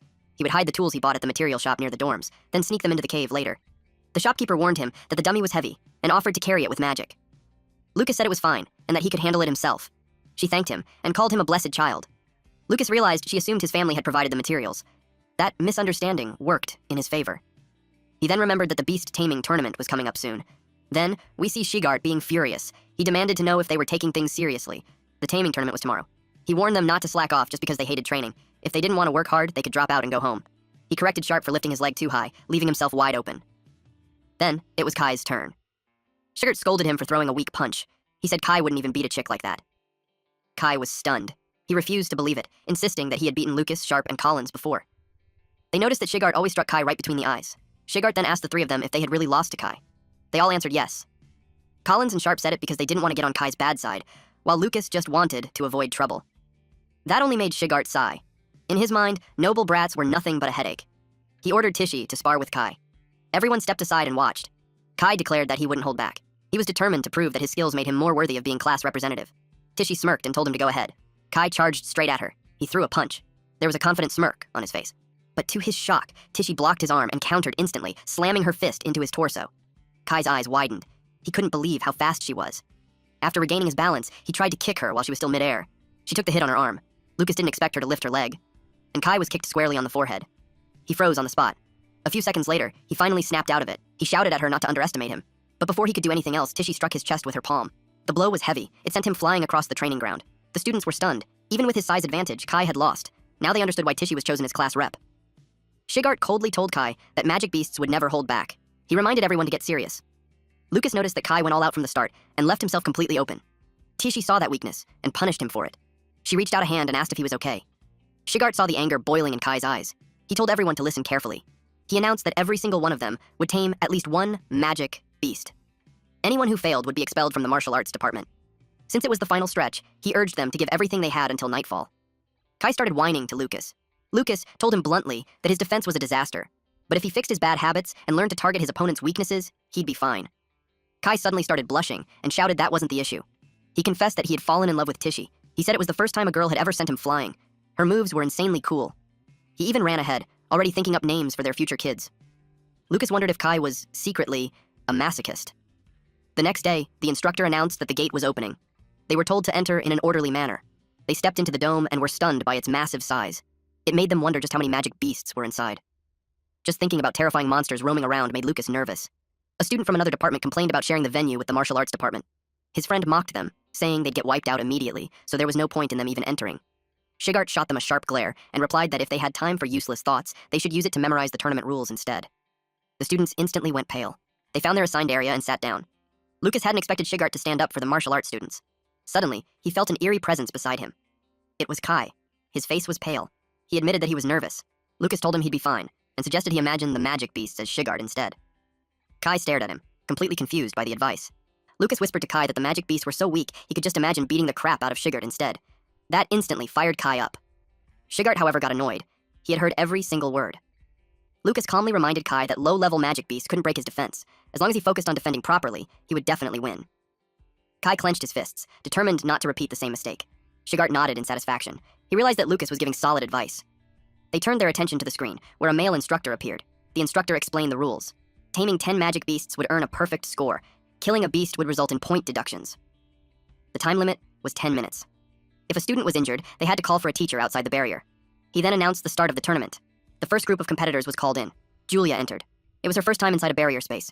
She wondered how 50 magic beasts could fit inside such a small shack. Moments later, several beaver-like monsters appeared. Expecting the others to already be deep inside, Julia raised her staff. She locked onto a cute-looking magic beast. A bolt of lightning struck, hitting 2 beasts at once. The magic beasts used in the taming tournament had been coated with a special potion. Once a beast submitted, vibrant smoke would rise from its body. This allowed the teachers outside the barrier to monitor the situation using magic circles, track each student's progress, and assign scores. One teacher was completely overwhelmed. The host suddenly announced that the student in Venue 5 had already completed the test. The assigned teacher doubted his own count. The host immediately called for the next competitors. Linda praised Julia and gently patted her head for finishing in just 3 minutes. She told her she was amazing, and Julia thanked her shyly. Julia then asked where the martial arts department venue was. She wanted to check on her brother. Linda told her it was Venue 10. She added that the martial arts department would probably go last, so it would take some time. Julia said that was fine and decided to go buy a snack instead. Someone watched her from afar. It was Iwa. She wondered whether Lucas could achieve the same incredible results he showed during the entrance ceremony. 2 hours later, a student complained that he had only scored 1 point. He was worried he'd be transferred to a lower class. His classmates reassured him that it wouldn't happen since class placements were already decided during the entrance ceremony. Besides, all the elite class mages had only scored 1 point as well. Kai asked if they were really going to stay in the martial arts department. Lucas told him not to worry. In terms of raw power, they weren't weaker than the mage classes at all. Shigart agreed. He told his students not to underestimate themselves. The reason no one had been injured so far was simple. Level 1 magic beasts couldn't hurt humans. In physical toughness and close combat, martial artists were stronger than low-level mages. He urged them to have confidence. The students felt awkward hearing him encourage them. Deep down, Shigart was growing increasingly irritated with those brats. Tishi spoke up, saying she had checked the situation herself. It was true. No one had been injured yet. Most students were simply exhausted from running out of mana. She also gathered some important information. She explained that barriers were being used to restrict the beast's movement for safety, preventing students from being surrounded. She advised them that if a fight seemed unwinnable, they should retreat and look for a weaker beast instead. As long as they managed their stamina and took it seriously, they could earn a good score. Everyone thanked her. They cheered for their class representative. Tishi replied that she was just doing what any class representative should do. Shigart silently confirmed that choosing her had been the right decision. A nearby professor suddenly spoke up. He said he had heard some vile students eavesdropping on their discussion. He revealed that it was the martial arts department. It was Greg. He sneered, saying that when someone had no talent, all they could rely on were cowardly tricks to survive. Shigart calmly asked what he wanted. Greg replied that the martial arts department was up next, so he came to inform them. He warned Shigart that if he didn't want the entire martial arts department shut down, he'd better make his students give it everything they had. Shigart stayed silent. Greg went on, saying that even if the department disappeared, no one would mind. In his eyes, the martial arts department should never have existed in the first place. Laughing to himself, he walked away. The scene stirred old memories in Lucas, memories of the bullies who tormented him in his past life. He stepped forward. Since he had taken first place in his class during the entrance ceremony, he assumed he would go first. Shigert confirmed it, but also told him that if he felt nervous, he could let someone else take his place. Lucas shook his head. He said no. He intended to go in exactly as planned. And with this look on our MC's face, you guys know that shit's about to go down. Lucas was determined to earn a high score and shut up the jerks who looked down on the martial arts department. His classmates' morale shot up. Kai said he'd show everyone what they were made of. Sharp immediately agreed. Shigart noticed the change. Just moments ago, they had been trembling with fear. Kai reminded Lucas not to forget what Lady Tishy had said. Tishy blinked in surprise at the title. Lucas quickly pointed out that his honorifics were wrong. Shigart could only sigh. They really were a bunch of simple-minded kids. 10 minutes later, at Venue 10. Lucas was already running around inside the barrier. He noticed the presence of perception magic circles and decided to avoid them. That way, no one outside would know what really happened inside. When a magic beast acknowledges a master, their souls connect. This allows them to communicate and lets the master temporarily use the beast's abilities. Ul was eating in the cave when he suddenly felt something strange. He sensed that Lucas was using his power, but he couldn't understand why. Lucas was clearly stronger than him. A holographic wolf aura wrapped around Lucas. He explained that overpowering low-level magic beasts was simply faster this way. An owl-like monster spotted him. The moment it sensed a high-level beast, it panicked and tried to flee, but it slammed straight into the barrier. Now it had nowhere to run. Lucas appeared behind it. If he wanted to make things easier for the other students, the best approach was to break the beast's will to fight. He struck the owl monster, knocking it to the ground. Lucas knew that the aura of a high-level magic beast alone was enough to terrify low-level ones. Ul's power was perfect for this. A red mist rose from the beast's body. Lucas thanked it for submitting so easily. Still, until he tamed every beast in the venue, he couldn't let the potion smoke leak outside. The owl slowly regained consciousness. Lucas moved on to search for more beasts. He told it he'd see it later. The owl replied that it never wanted to see him again. On the scoreboard, Lucas still showed 0 points. Kai grew anxious. Half the time had already passed, yet Lucas was still at 0. Julia reassured him that everything would be fine. She had earned a perfect score herself, so she believed her brother could do the same. Greg scoffed. He assumed Lucas had no points because he couldn't even defeat the weakest magic beast. He mocked it as the difference between martial artists and mages. Kai and the others were furious. Shigart stayed silent. Julia snapped back, yelling that he had no right to mock her brother. Even without magic, Lucas was incredible. Greg couldn't believe she was defending a martial artist. In his mind, she was just as blind as that teacher Linda. He said she could say whatever she wanted. In the end, the results would speak for themselves. Right after that, the host announced that Lucas had earned 1 point. Kai cheered. At least this meant he'd stay in the martial arts department. Greg sneered, saying they were celebrating way too hard over a single point when his class's top score was 5. But the instructor didn't stop counting. 2 points. 3. 4. 5. Greg's face turned pale. He couldn't accept it. There was no way this useless martial arts department had matched his top student's score. Meanwhile, Lucas had already intimidated all the beasts. His classmates would have no trouble racking up points now. All he had to do was secure his perfect score and leave. He continued subduing beasts shaped like lions, bats, and snakes. And lastly, the owl spotted him again. This time, it didn't resist. It simply accepted its fate. That made it Lucas's 10th point. The instructor's hands were trembling as he announced that Lucas had achieved a perfect score. Julia beamed with pride. She had never been prouder of her brother. Moments later, Lucas stepped out just as the instructor announced that the martial arts department had achieved a perfect score. Julia immediately ran over and told him she knew he could do it. Greg snapped back, insisting there was no way a martial arts freshman could tame 10 magic beasts. He accused Shigart of swapping Lucas with an imposter. Lucas and Julia just stared at Greg. Shigart was about to respond, but someone cut in first. The proctor stepped forward, clearly offended. Greg's words implied that he was the type of proctor who would accept bribes and allow cheating. Greg could only curse under his breath. He had forgotten about the proctors. He knew that making enemies of these high-level figures would end badly. He hurriedly explained that he didn't mean it that way. He added that Lucas had also gotten a perfect score during the entrance exam, especially when the dummy suddenly broke, which made him suspicious. The proctor decided to investigate the barrier space. Kai muttered that they were mocking the judgment process just because the martial arts department scored perfectly. Lucas told him it was fine and to let them do whatever they wanted. He said he had nothing to hide. 10 minutes later, the owl slowly woke up, blinded by a bright light pouring down from above. The barrier had opened. The monsters could now see the outside, and the terrifying human was gone. They seized the chance to escape. A mage raised his staff. A streak of golden light shot forward. It wrapped around the owl like chains, restraining it in midair. The proctors noticed that the monsters were unusually agitated, but they weren't weakened enough to justify changing venues.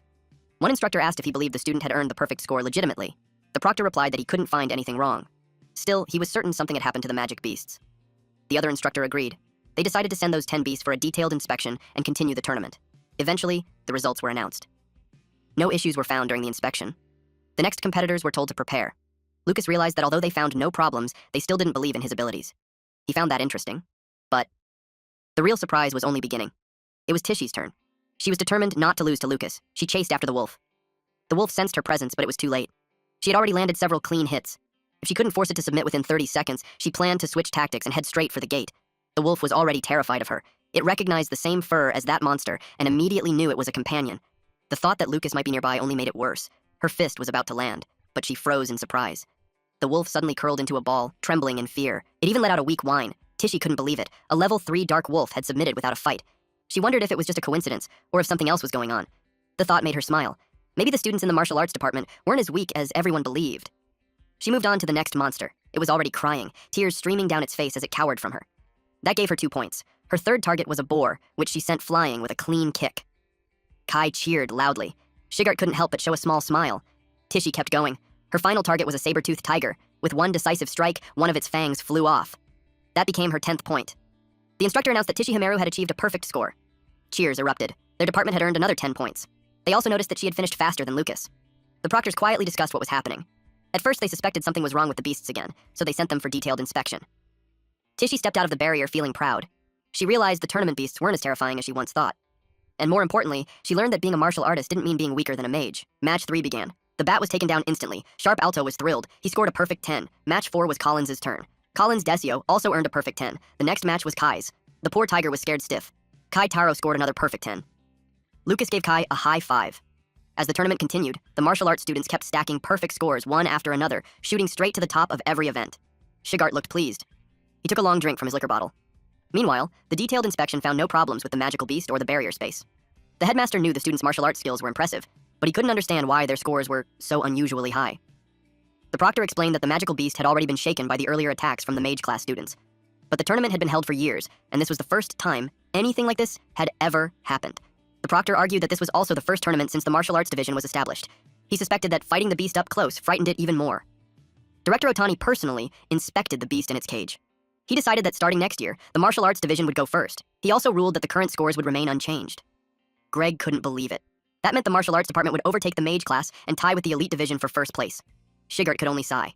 Then, the headmaster confirmed it was true and asked if Greg had a problem with it.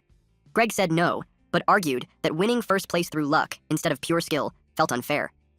Director Otani replied that luck was part of one's ability. He explained that none of this was the students' fault, so their scores couldn't simply be discarded. The headmaster agreed. He ordered them to announce the results. Greg swallowed his anger, but his glare locked onto Shigart and Linda. He hoped Shigart was paying close attention. Director Otani and the headmaster remained in front of the beast. The headmaster told Director Otani that this was a serious issue tied to the very survival of the martial arts department. Knowing Otani was a level 9 martial artist, he wanted him to investigate further. He suspected Otani already knew the truth. Director Otani replied that he couldn't share the details, but he assured him that nothing harmful was happening to the school. Deep down, he decided to play along and pretend his abilities weren't special, just as Lucas wanted. Meanwhile, we see Kai was ecstatic about getting a perfect score. He wanted to tell his father immediately. He added that taming the magical beast wasn't nearly as difficult as everyone made it seem.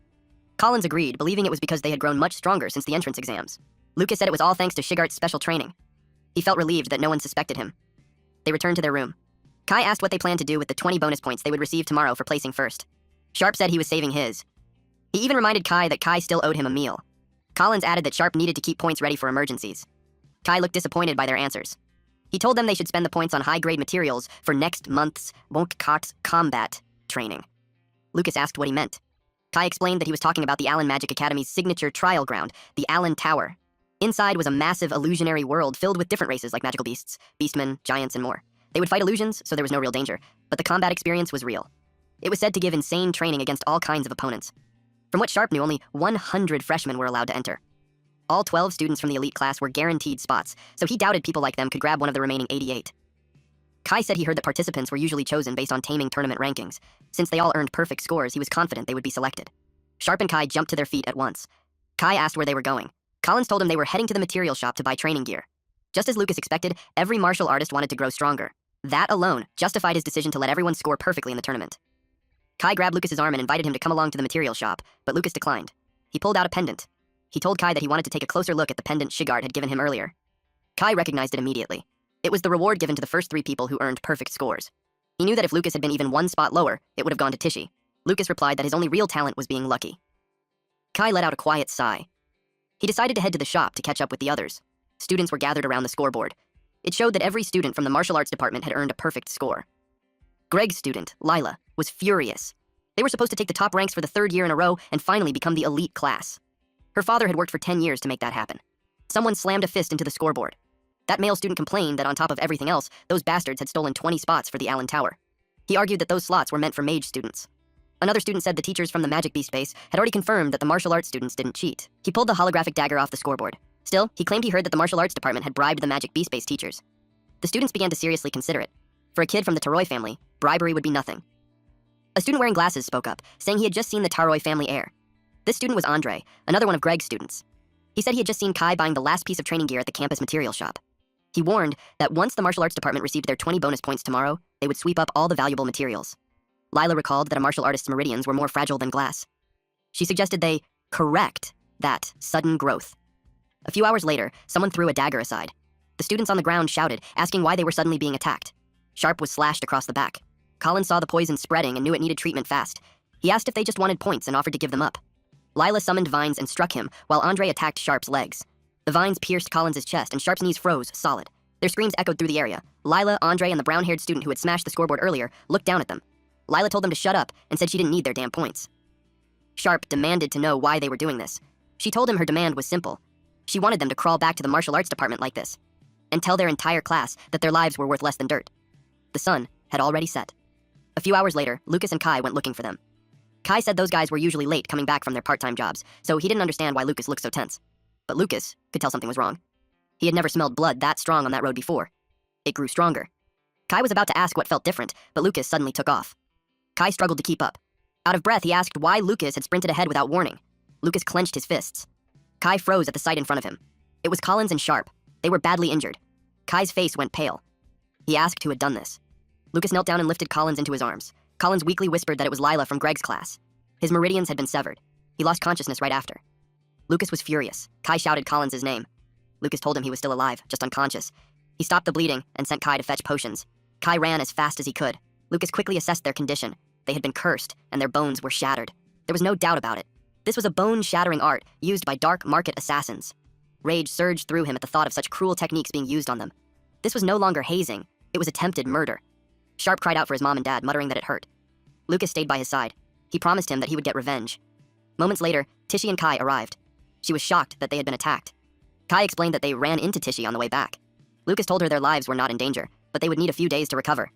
Kai finally relaxed. He said it was only possible because Lucas gave them first aid in time. He swore he would never forget what those bastards did. Tishy was furious as well. She planned to report everything to the student council the next day. Kai said the teachers were brushing it off, so he doubted the student council would listen. Lucas said it didn't matter. Tishy froze when she saw his expression. He felt like a completely different person, not the calm and gentle Lucas she knew. Through clenched teeth, Lucas vowed to make them pay. The next day, at the student council room, Theodore listened to their request. Someone stated that they wanted to challenge the students from Greg's class to a duel. Lucas, Kai, and Tishy stood before him. Lucas said that if they won, they would demand a public apology from the students who attacked their classmates. If they lost, they were willing to hand over their S-rank bonus to Greg's class. Theodore replied that they had no proof Greg's students were responsible. He then asked if the S-rank bonus they mentioned was the necklace. He tossed it onto the floor. Kai was stunned. Theodore claimed it slipped from his hand. He said that if they were going to make such a big deal out of a duel, betting something that cheap was laughable. The necklace landed near Kai's feet. Kai struggled to hold back his anger. He cursed at him, but our boy Lucas tried to stop him. Lucas asked what would be considered appropriate. Theodore took a moment to think. He suggested something unique to the school. Then an idea struck him. Their qualifications for the Allen Tower. He proposed that the losing side would permanently lose their right to enter the Allen Tower. Lucas smirked and said he had no problem with that. The duel was scheduled for 2 days later, drawing the attention of the entire school. Freshmen who were unhappy about the martial arts department securing Allen Tower slots loudly supported Greg's class. And to everyone's shock, their instructor Greg openly praised the 3 students who had attacked Collins' group. Meanwhile, Shigart said nothing. He simply pushed their combat training even harder. The day of the duel arrived. Students cheered for the martial arts department fighters, eager to see the outcome. With such a massive crowd watching, Lila told them to apologize now and she might consider forgiving them. Lucas replied that no one would know the winner until the duel was over. The referee ordered both sides to prepare. Kai just wanted it finished. Andre stepped forward first. Kai charged straight at him as Andre formed multiple magic circles. The ice crystals flew, but they couldn't stop Kai. Andre stared in disbelief as Kai deflected every single one. Kai looked at him and asked if that was all he had. Kai sliced through the ice crystals and challenged Andre, asking if that was all he had. Andre adjusted his glasses. He hid a smirk. Kai hadn't even realized he had walked straight into a trap. Andre was glad he was just a musclehead. Kai's feet suddenly froze solid. Ice locked him in place. Andre walked closer and told him there was no escape now. He said goodbye to the pretty noble boy. Kai tensed. Andre struck. Blood spilled. Andre scoffed and said Kai finally understood. That was the price of provoking a mage. Kai was frozen mid-collapse inside shattered ice. His body slumped forward. Blood dripped from his hand. Kai muttered something. Andre leaned in and asked what he was saying. He told him that if he was surrendering, he had to say it clearly. Lila sneered, saying a loser would always be a loser. She told them to admit defeat, and she might let them live. But then, she froze. Lucas glared at her and asked how long she planned to keep running her mouth.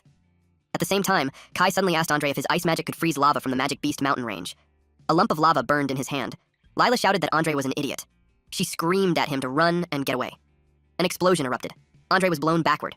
He realized too late. It was a lava slime. Setting it off at point-blank range meant Kai had been ready to die. Then Kai appeared right behind him. A blade stabbed into Andre's side. He tried to lift his wand. Pain ripped through him. The crowd gasped. A martial artist had wounded a mage. Kai's classmates panicked when they saw his leg, completely scorched. Blowing up his own leg just to escape the ice prison took insane resolve. Kai remembered Lucas's words. The moment Andre thought his spell had worked, he relaxed and left himself wide open. Andre couldn't accept it. Being injured by a mere martial artist made his blood boil. With both legs badly damaged, he knew he couldn't dodge anymore. He began casting a spell and screamed for Kai to fall and die. Instead, Kai released another lava slime. It was about to explode. Kai grinned and rushed forward as ice shards flew toward him. Andre yelled that Kai was insane. One shard struck Kai's fist, freezing it solid. He shattered the ice and muttered that this was why he hated ice users. They were always sloppy after attacking. Andre screamed for him to stay back. But then, Kai slammed his fist into Andre's head, shattering his glasses. Andre spat blood. He rolled and crashed to the ground. He couldn't believe it. His ice shield had been broken by pure strength. He never thought the day would come when he'd lose to a martial artist. The host announced that the first match went to the martial arts department.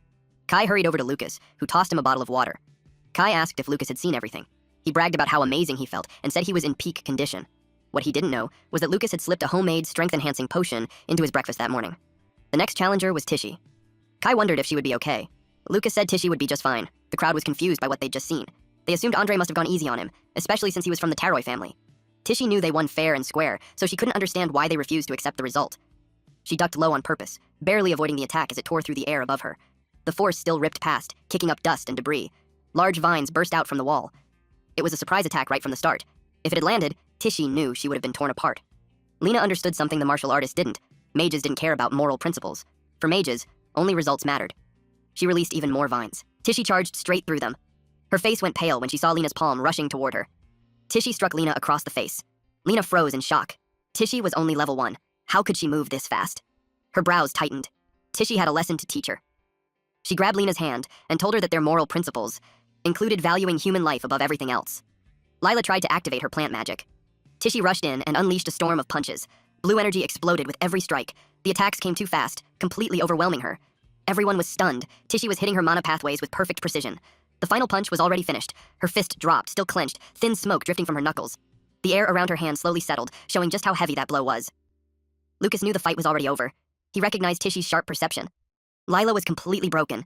Every muscle screaming, her body barely able to move. Tishy warned her not to trample on a martial artist's pride so casually. The host announced that the second match winner was also from the martial arts department. When Lila lost consciousness, several needles slipped from her hand. A student council member gasped. She hadn't expected Lila to be hiding those.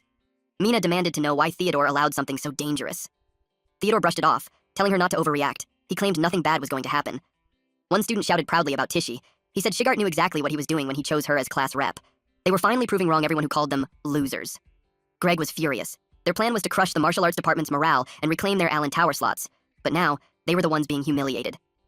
The last bully still believed there was hope if he could use his technique one more time.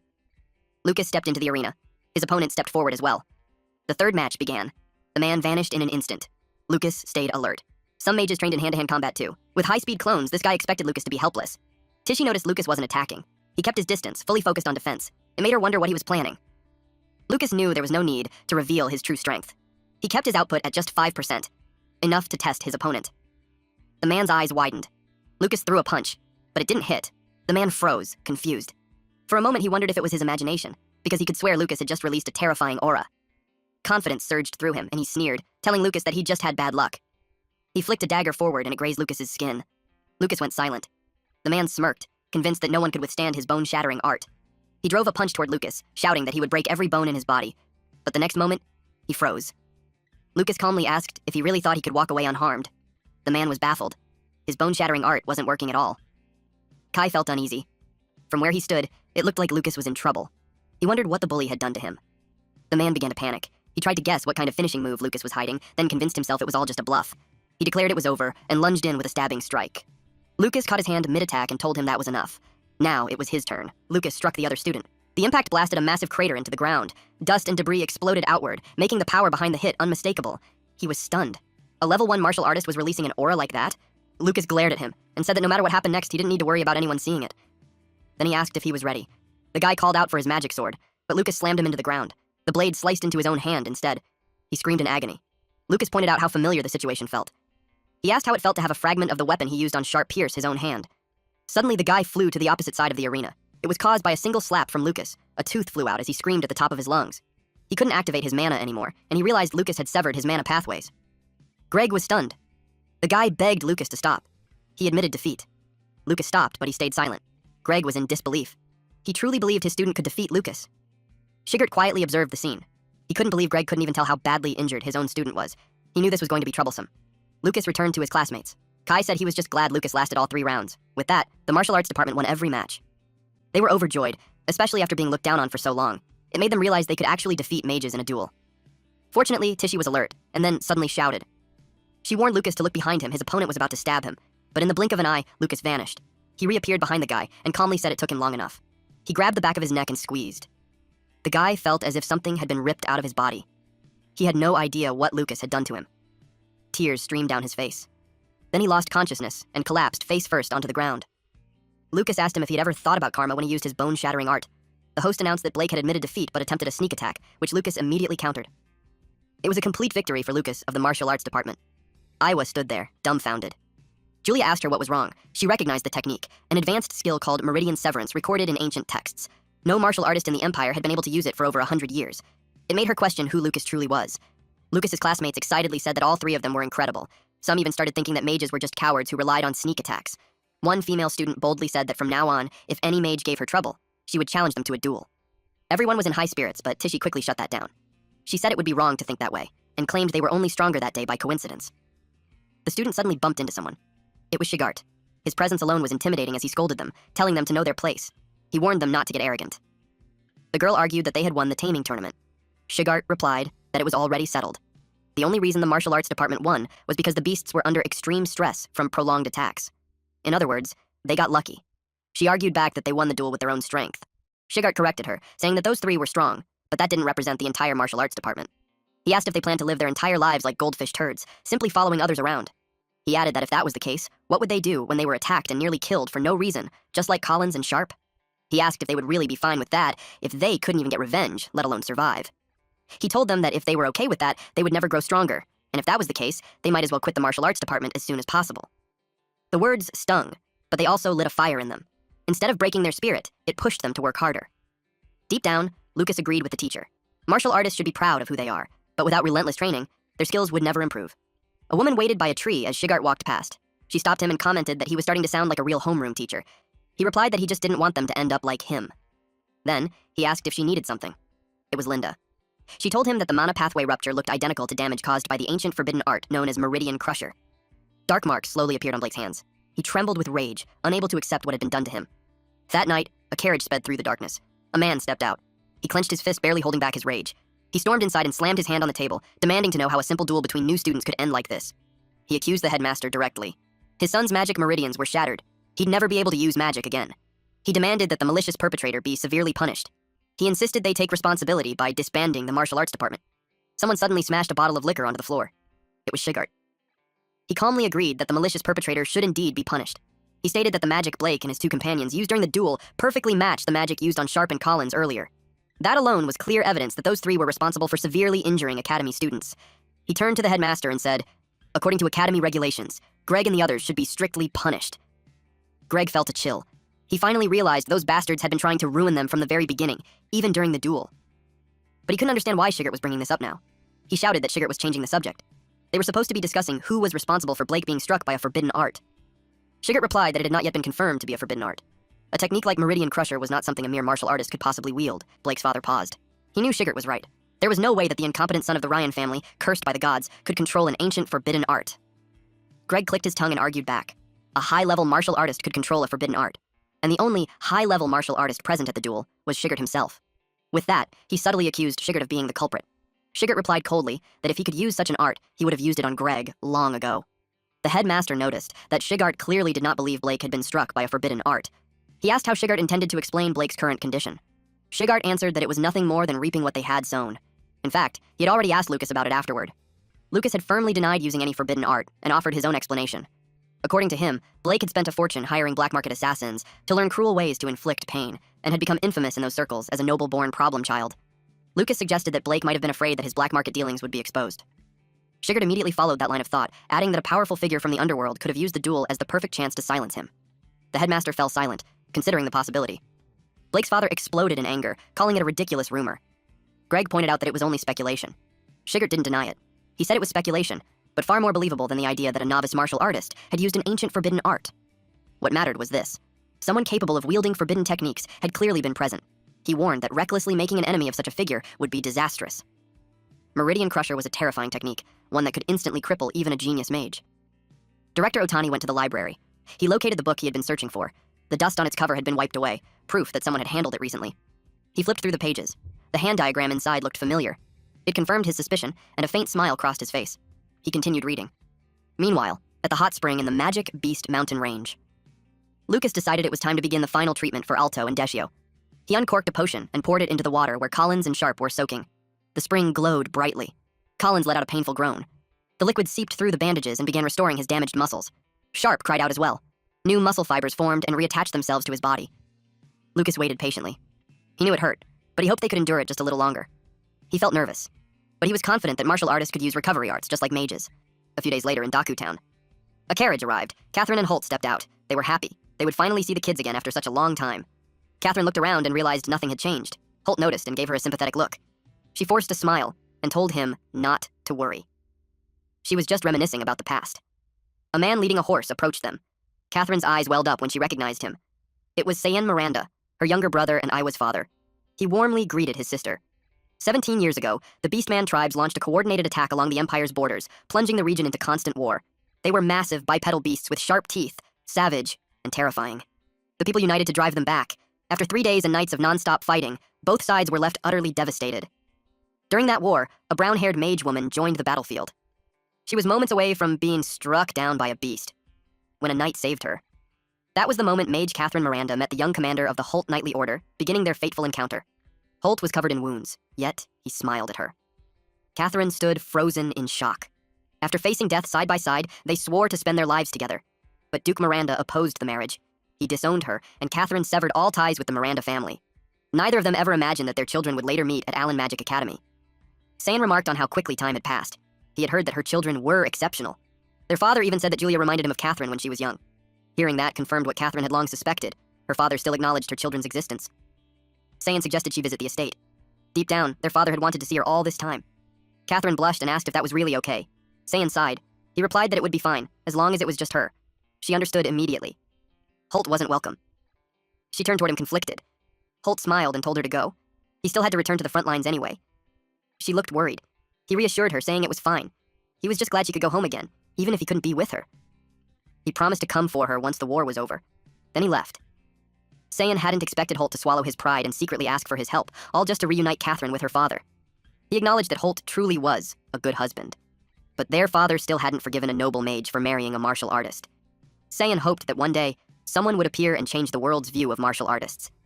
Meanwhile, Lucas sneezed. Deep down, he wondered what someone from the Five Elements Dorm's disciplinary committee was doing there. Julia teased Kai when she spotted him buying food for someone. Kai had dark circles under his eyes and carried several lunchboxes. He told her to back off and swore that once Collins and Sharp recovered, he'd make them treat him to a proper meal. Lucas chuckled and said that was actually kind of sweet. As they walked past, other students whispered among themselves. They claimed the martial arts department only won because some random assassin had attacked Blake right before the duel. They laughed about how someone could get lucky 3 times in a row. Julia heard every word. A chilling shadow surged from her body. The gossiping students went pale. She scolded them sharply. Kai leaned toward Lucas and muttered that he was always watching, then headed off to eat with Tishy. Julia happily enjoyed her food. Lucas noticed the new hairpin in her hair. She explained that Iwa had given it to her as a gift from the Miranda family. Lucas wasn't surprised. Of course they wanted to win over a magical prodigy like Julia and pull her into their circle. He told her that for their mother's sake, she should try to get along with Iwa. Julia looked confused, not understanding what he meant. Kai noticed she was only eating cake and casually placed some meat on her plate. Thinking about her mother reminded Julia that she still needed to write a letter. She wanted to tell her that she had become the class representative. Just then, a woman approached and congratulated her. It was Mina. Mina told her that she was destined to become one of the school's pillars someday, and that she would always support her. At a nearby table, a woman suddenly stood up. She stormed away without a word, her steps sharp and aggressive. Julia noticed her as she left. The woman looked furious. A short while earlier, Linda had told Iwa that her abilities rivaled Julia's, especially in divine magic. But in every other aspect, Julia was superior. That was why Linda believed Julia was the better choice for class representative. She hoped Iwa would understand. In the present moment, Iwa stormed out of the cafeteria, determined to prove her worth and show that the teacher was favoring Julia unfairly. Julia noticed her leaving, and she could tell Iwa was furious. She also realized that Iwa hadn't been eating properly. Julia planned to buy her some lunch and bring it back to her. Mina, sitting beside her, asked if she was close with Iwa. Julia said yes. They were roommates. She admitted that she admired Iwa's mental magic, since she had never seen anything like it before. Lucas agreed that mental magic was extremely rare.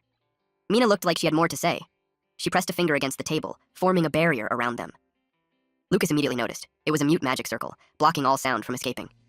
Mina lowered her voice and said that being too smart often made people difficult to deal with. She then commented that Julia also had interesting wind magic. She was about to suggest something, but Julia wasn't listening. Her brother was busy piling meat onto her plate. Lucas stepped in, catching Mina's attention. He pointed out that it didn't seem like she came over just to chat. Mina noticed that Julia's brother was already on guard. Still, she believed that as long as Julia trusted her, a little interference didn't matter. She acknowledged Lucas's sharpness and decided to be straightforward. She explained that there had been a strange shift in the Magic Beast mountain range's ecosystem. The number of low-level magic beasts had dropped sharply. Even the magic-crested panther cubs that once roamed everywhere had disappeared. Lucas and Julia immediately thought of all Mina continued. 3 days ago, an Imperial investigation team had discovered the lair of a high-level magic beast. Someone nearby dropped their spoon. Julia's face tensed with worry. Lucas cleared his throat and she froze, realizing what she was about to say out loud. Lucas calmly asked if Mina wanted to assign them a field mission. Then he asked about the difficulty level. Mina answered that it was worth 100 points. Lucas and Julia were stunned. Lucas replied that it would be a piece of cake for them. At the Miranda estate. Duke Miranda, head of the Miranda family, sat down to eat. He was dining with his children. Sayan watched him quietly, thinking about how stubborn their father was. Catherine's room was kept perfectly clean, yet she was still being made to stay in the guest quarters. He also noticed that his sister hadn't taken a single bite of her food. The atmosphere felt like a wake. Duke Miranda finally broke the silence by calling Catherine's name. He spoke about Julia, saying she had the potential to become a sainted archmage. He was willing to acknowledge her as his granddaughter. Catherine thanked him, then mentioned Lucas. She said he was an excellent martial artist who had achieved a perfect score in the exam. But the Duke dismissed it outright. He said he didn't care how exceptional a martial artist was. To him, they were worthless. He made his stance clear. What the Miranda family sought were only those with the talent to become sainted archmages. Just as Catherine expected, her father's prejudice against martial artists hadn't changed at all. At that moment, the butler knocked. He informed Duke Miranda that the investigation team sent to the Magic Beast mountain range had reported new findings. Catherine and Sayan both tensed. They were alarmed that he had suddenly begun investigating the Magic Beast mountain range. The Duke read the letter handed to him. It reported the discovery of a new region beneath the lair, with an unknown danger level. Sayan asked if something serious had happened there. Catherine immediately followed up, worried about whether the students at the nearby Allen Magic Academy were in danger. The Duke replied that the academy had its own teachers, and he also had subordinates stationed nearby. As long as the students stayed on campus, there shouldn't be any danger. He advised her to wait until the matter was fully resolved before visiting the children. Catherine nodded and agreed. Back to the academy. Mina found out that to take on the mission, they needed at least 5 people, and one of them had to be a student council member. She grew furious. When she checked the mission details yesterday, there had been no such requirement. The student receptionist apologized and explained that there had been an incident in a mountain cave, so the student council president had changed the conditions. Mina clenched her fists. She knew Theodore had done it on purpose, fully aware that she wouldn't be able to gather enough people. Lucas couldn't help but wonder if the student council vice president was really so isolated that she couldn't even find 5 volunteers. Now he understood why she had been clinging to Julia since the entrance exam. Mina apologized to them, saying they would have to give up on the mission. But then, Lucas told her to leave the problem of gathering people to them. Julia smirked and told Mina to let them help. Mina's eyes grew misty as she thanked them. Deep down, she never planned to bring those kids along. Later on, she was far from impressed. A student in gleaming armor appeared. It was Kai. He declared that if his best friend Lucas was going on a mission, then he would step up too. In truth, he was just happy that he finally had a chance to use the advanced gear his parents had bought him. Maya peeked out from behind Lucas and greeted Mina. She looked shy, but she offered to help with her water element healing magic. Mina's face went pale. Deep inside, she felt that every single one of these kids was dead weight.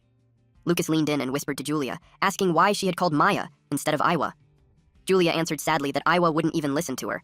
Mina could only sigh and let it go. They needed the numbers. She believed that as long as she and Julia were there, they could handle the mission. They set off. Even with acceleration magic, it would take half a day on foot to reach the monster nest. A few hours later, they arrived at the cave entrance. The area was under investigation by an Imperial survey team. A flag stood at the entrance. The crest belonged to the Miranda family. There were also clear traces of battle. Lucas and Julia were both relieved and shocked that this wasn't Ul's den. Suddenly, Lucas sensed danger. An attack came from above. A grotesque birdman monster dove straight at them, its massive orange eyes glowing. Huge black wings spread wide as jagged yellow talons reached down, ready to tear them apart. Mina reacted instantly, unleashing her wind magic. The wind sharpened into a blade and sliced through the monster, its body split cleanly in two. Lucas stepped aside as the corpse crashed down. Another monster of the same kind lunged at Mina from behind. She sensed it just in time. Kai moved without hesitation, raising his magic shield and blocking the attack. He told her to leave close combat to them. Kai got distracted, and the monster's talons were about to tear into him. Lucas stepped in and kicked the creature's leg, ripping it clean off its body. He scolded Kai, telling him to stop trying to look cool all by himself. Kai shot back, challenging him to see if he could keep up with his speed. Maya cast a water spirit barrier and told them to leave support to her. More monsters swooped down from above. Mina smiled. It had been a long time since she felt this kind of teamwork. She warned them that the monsters hated wind and lightning magic. Then she stopped mid-sentence when she noticed a faint glow of light. She turned and saw Julia. Julia unleashed barrier magic. Within the barrier, several monsters were roasted all at once. Their shrill screeches echoed through the air. When it was over, Julia's staff was left smoking. Kai whistled, commenting that her lightning magic was just as insanely powerful as ever. Mina stood frozen. Julia glanced at her. "Did you say something just now?" Mina shook her head and replied that it was nothing. Deep down, she realized she had seriously underestimated this prodigy's true strength. Moments later, Maya used her water healing magic on Kai. He stared in awe as his wounds healed instantly and called her a goddess. Deep down, she thought he was exaggerating. But if Lucas were the one to say it, just imagining that made her cheeks turn red. She started acting strangely, and Lucas noticed. After that, they entered the cave. It was massive. Mina conjured a small light. Julia was impressed. She hadn't expected the space to grow even larger the deeper they went. Kai pointed out another passage. It was wide enough for a small army to march through. Lucas said the cave wasn't naturally formed. It looked artificially dug out. He warned that there might be monsters underground. Mina added that the deeper they went, the more dangerous it would become. She told everyone to stay sharp. Suddenly, goblins leapt at them. Julia incinerated all of them at once. The goblins coughed blood before they were completely immobilized. These creatures had lived underground for so long that their eyesight had deteriorated. They relied entirely on sound to locate prey. But their ears had been destroyed by the thunder earlier, so for now, the group was safe. Kai stepped forward and finished them off with his blade. He argued that if they fought every monster head-on, the battles would never end. Then he said he had a great plan. A short while later, chaos erupted. Kai happily acted as bait, drawing a swarm of monsters after him. Julia and Mina took their positions. Kai noticed the signal. The two girls unleashed their attacks. The monsters froze the moment they realized what was coming. But it was too late. They were swallowed by a massive explosion. Lucas admitted it was efficient. It was a classic area of effect tactic straight out of a game. It made him briefly wonder if Kai might be reincarnated too. Kai was buried beneath a pile of monster corpses, yet he emerged looking oddly energetic. He proudly explained that his plan was to lure all the enemies into one spot so Julia and Mina could wipe them out in one strike. He thought it was brilliant. He bragged that only someone equipped with top-tier gear like him could pull it off. He even apologized to Lucas for stealing the spotlight. Deep down, Lucas wanted to tell him not to assume everyone enjoyed showing off as much as he did. Thanks to Kai's plan, the group cleared the monsters efficiently. They slowly advanced toward the center of the nest. The three girls were clearly exhausted. Kai charged ahead again, but Lucas told him to wait. Julia and the others needed rest. Kai pretended not to hear. He kept going. Soon after, he returned with another massive group of monsters in tow. But he froze. No one was there. They were standing on top of a cliff. Even though it was Kai's own fault, Lucas hated the idea of abandoning a teammate. But he endured it. Julia's mana was almost completely depleted. They had no choice. She silently prayed that Kai would find happiness in his next life. Maya had already begun mourning him. Maya screamed for Kai, saying that if he was even a little bit alive, she promised she would save him. Lucas, Julia, and Mina wanted to tell her not to take it so seriously. Suddenly, a loud sound echoed through the cave. Maya grew anxious. She wondered if it was Kai. Lucas shook his head and told her no. The sound came from the center of the nest. He suspected the survey team had found the nest's boss. Mina suggested they go check it out. Lucas felt uneasy. The smell of blood in the air was overwhelming. Before moving out, he handed Mina a potion he had brought from home. She thanked him. Mina believed that with the survey team's strength, they shouldn't need to intervene. Still, she wanted to confirm, just in case. When they arrived, they were met with a massacre. Blood was everywhere. A red aura seeped from the soldiers' bodies. They were horrified. They couldn't believe the entire survey team had been wiped out. Mina immediately sensed that something was wrong. She ordered an immediate retreat. Lucas felt a sudden chill. In the next instant, the upper right wall exploded. A monster burst out. Mina froze. Standing before them was a colossal beast. Its massive body was covered in dark purple fur. Curved horns jutted from its head, and its snarling face was packed with sharp fangs. Glowing blue eyes burned with rage as it gripped a heavy club, looking ready to smash everything in its path. Mina trembled when she saw the Minotaur. She couldn't understand why a Calamity-class monster was here. Lucas rushed to her side. There was no way something this powerful should appear on a school mission. Still, the presence felt strangely familiar to him. When the Minotaur swung its axe, Lucas shoved Mina away. The massive blade nearly split him in half. He barely managed to block it with his forearms. An ice shield shattered the force before it could crush him. Julia arrived and asked if they were okay. Mina asked if Julia had cast the ice shield. Lucas knew it wasn't her. Then they saw a man clutched in the Minotaur's hand. The man screamed as the Minotaur crushed him. It snarled, annoyed that he had interfered. Even while badly injured, the man still protected them. With what little strength he had left, he shouted for them to contact the Imperial Army for backup. The ancient seal here had already been broken. The Minotaur tightened its grip. It mocked them as fools and declared it would devour every last one of them. Julia exploded in anger and demanded to know what it thought it was doing. A potion bottle suddenly dropped to the ground. Julia froze in shock. Even the Minotaur hesitated. The man laughed weakly and said the real nonsense was coming from it. Then, he unleashed his ice magic and ordered it to die. The Minotaur was frozen solid. The man urged them to leave at once and spread the warning. Mina quickly agreed. Lucas clenched his fists. He regretted that he couldn't save the man, but he swore to return and avenge him. The man screamed at them to run immediately. With his final breath, he declared that he had done everything he could. But a few seconds later, the Minotaur shattered the ice and broke free. Enraged that a mere insect dared ambush it, the monster roared. It devoured the soldier in one motion. Before it could finish, lightning struck its body. The Minotaur howled in pain. Julia shouted that the man wasn't an insect. He was a true warrior. Maya and Lucas stared at her in shock. The soldier's body fell. Maya caught him with her water magic. Then Mina launched a wind bomb. Lucas grabbed Julia, hoisted her up, and sprinted away. Mina yelled at Julia, furious that the man had sacrificed himself for them to escape, yet she had rushed back toward the fight. Lucas told him he would hold the monster back while Mina escaped to report everything. Mina snapped back that it was a Calamity-class monster. There was no way a first year like him could stall it. Lucas knew she was right. Then a massive boulder crashed down in front of them. The Minotaur roared, determined to slaughter them all. Lucas told them to leave it to him and run. But Mina stepped forward and ordered them to fall back. As vice president, she couldn't abandon her responsibility to protect everyone. Lucas had always thought she was cold and calculating. Now he realized she had far more courage than he expected. Julia shook her head and said there was no way she could run away and leave Mina behind. Maya added that she had already used her magic to contact Kai and told him to call for rescue at the cave entrance. They were getting help. Until then, they would fight together. The Minotaur's veins bulged as rage flooded its body. They launched their attacks, fully aware that even together, defeating a Calamity-class monster was impossible. Lucas told them to trust one another. Then he charged forward, moving like a flash of light, shouting that they would never lose to a monster like this. The Minotaur raised its axe and slammed it into the ground. It sensed Lucas closing in. Lucas drove his fist straight into its face. That only enraged the monster further.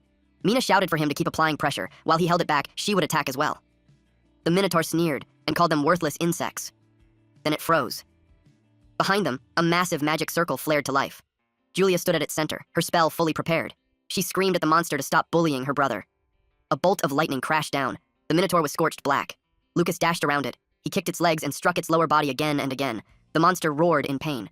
Lucas struck a pressure point, halting its movement. He shouted the signal to the others. Julia fired a thunder arrow while Mina released her wind cutter. They struck at the same time. Purple lightning and blue energy collided, ripping through the battlefield in a violent explosion. The ground shattered as power poured down from above, turning the entire cave into chaos. The blast slammed into the Minotaur and sent it flying. It crashed into the cave wall, stone exploding outward on impact. The monster cursed them. It swore it would kill them all the moment its legs recovered. Maya didn't give it that chance. She hurled a water ball and expanded it, drenching the Minotaur in a cascading waterfall. Maya stayed focused. The Minotaur drove its axe into the ground. It prepared to charge. Its legs had already healed. It laughed, claiming that a little water wouldn't harm it at all. It locked onto Maya and vowed to eat her alive. Julia coldly asked what it thought would happen when a creature soaked in water was struck by lightning. After killing so many soldiers, it would pay with its life. She unleashed multiple layers of lightning at once, each strike stacked on the last, tearing through the tower. Ground in a violent cascade of crackling purple energy. The lightning ripped through the Minotaur, forcing a raw, agonized scream from its throat.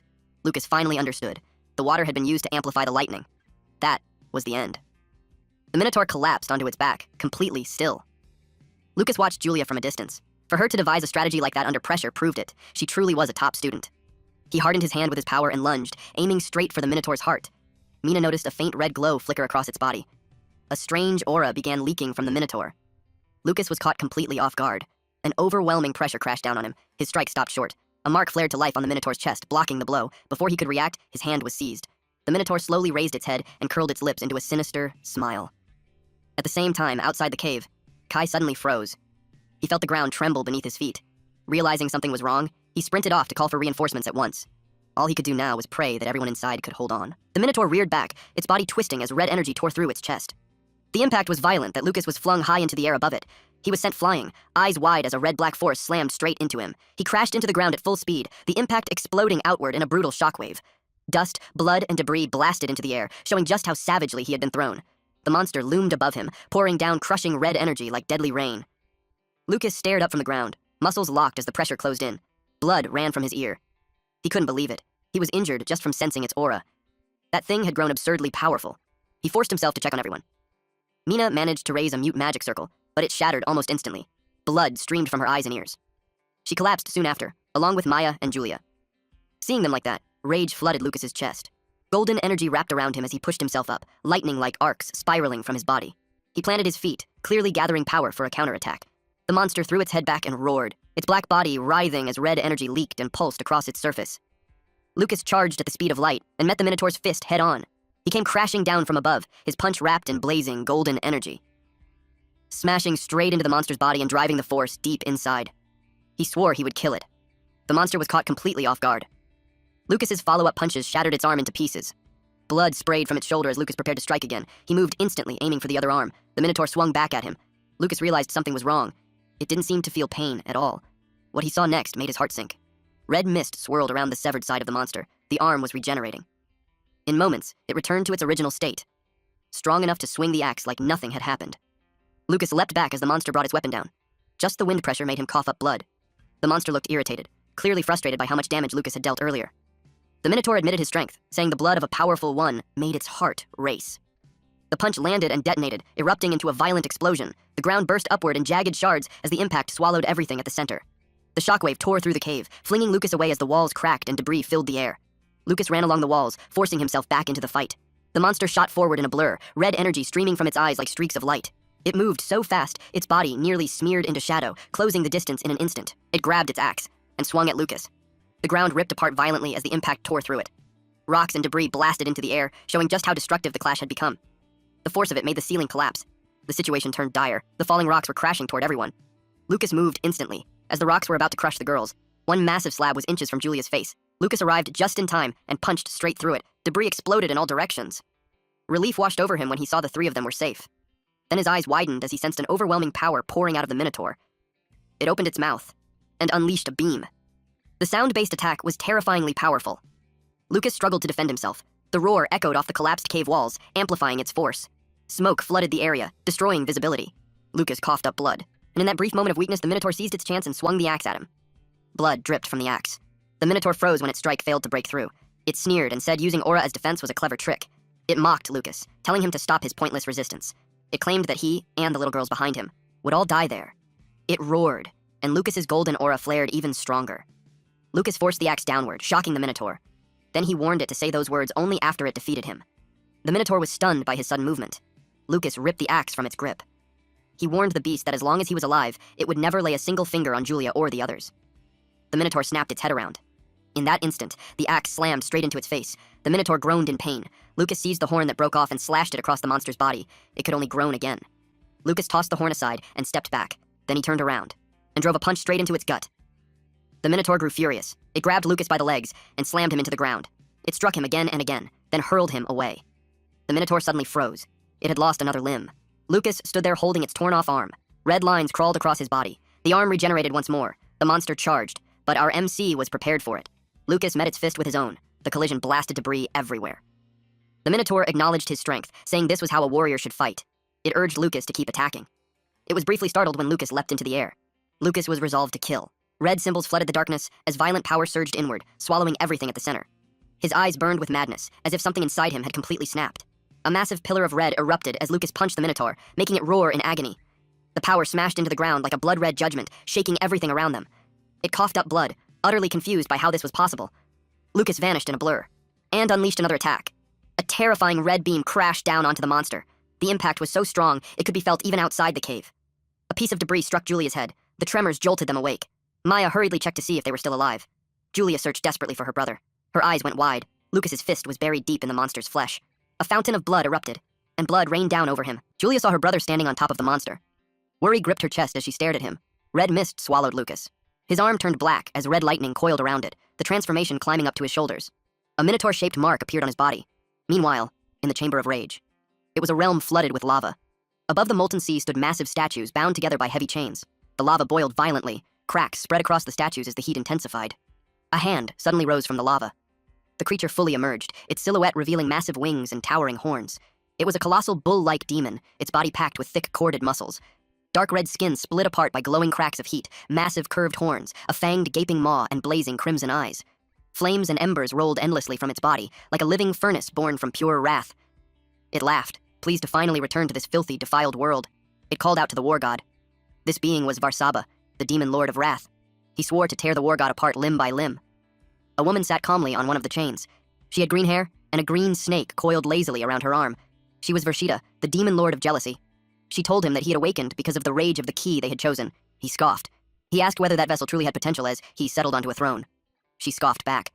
The surface of the lava shifted, revealing Lucas's battle. She told him that even now, the boy was breaking free from his restraints. Meanwhile, Lucas no longer looked like himself. His aura forced the Minotaur deeper into the ground. He adjusted his stance, preparing to fight again. He raised his fist, but Julia suddenly rushed forward and hugged him, begging him to stop. Maya cast magic on him, trying to calm him down. She was startled by his reaction. He was on the verge of unleashing his full power, so she shouted at Julia to step back. Lucas swung his fist. Julia was already crying as she screamed his name. Her tears fell onto him, and deep within his fractured consciousness, he saw her face. Her tears disturbed him more than anything else. Then, an explosion erupted. Julia stared as the smoke slowly cleared. She called out to her big brother. The black stain covering Lucas's body began to fade. Still teary-eyed, Julia approached him. Lucas spoke, saying his consciousness had returned, but he asked her to step away for a moment. She nodded and agreed. He took a deep breath. Golden aura flooded his entire body. Even his eyes glowed with gold. The golden aura shot up to the ceiling. The mark on his back slowly began to fade. Maya approached him. Julia ran straight to him, asking if he was okay. Lucas smiled faintly and told her he was fine. She broke down, crying as she yelled that he had scared her terribly. Lucas apologized and promised her that he would never let something like that happen again. Just then, a message came through from Kai. He had already brought reinforcements and was on his way. Far away, Varsaba was left speechless. Vershita calmly told him there was no need to rush. The key still needed to pass several trials. One of those trials, she said, was losing one's family, and her gaze settled on Julia. The scene then shifted when someone was shaking Lucas awake. He wondered who it was. When he opened his eyes, he saw his father, his mother, and Julia. Julia's face lit up the moment she saw him wake. He sat up and asked where he was. Suddenly, sharp pain stabbed through him. Before he realized it, he swung his fist at them. Lucas froze. His body was moving on its own again. Panic flooded him as he called out to his father, his mother, and Julia. Someone groaned and shouted, "What the hell?" Lucas jolted awake. He was at the Allen Magic Academy.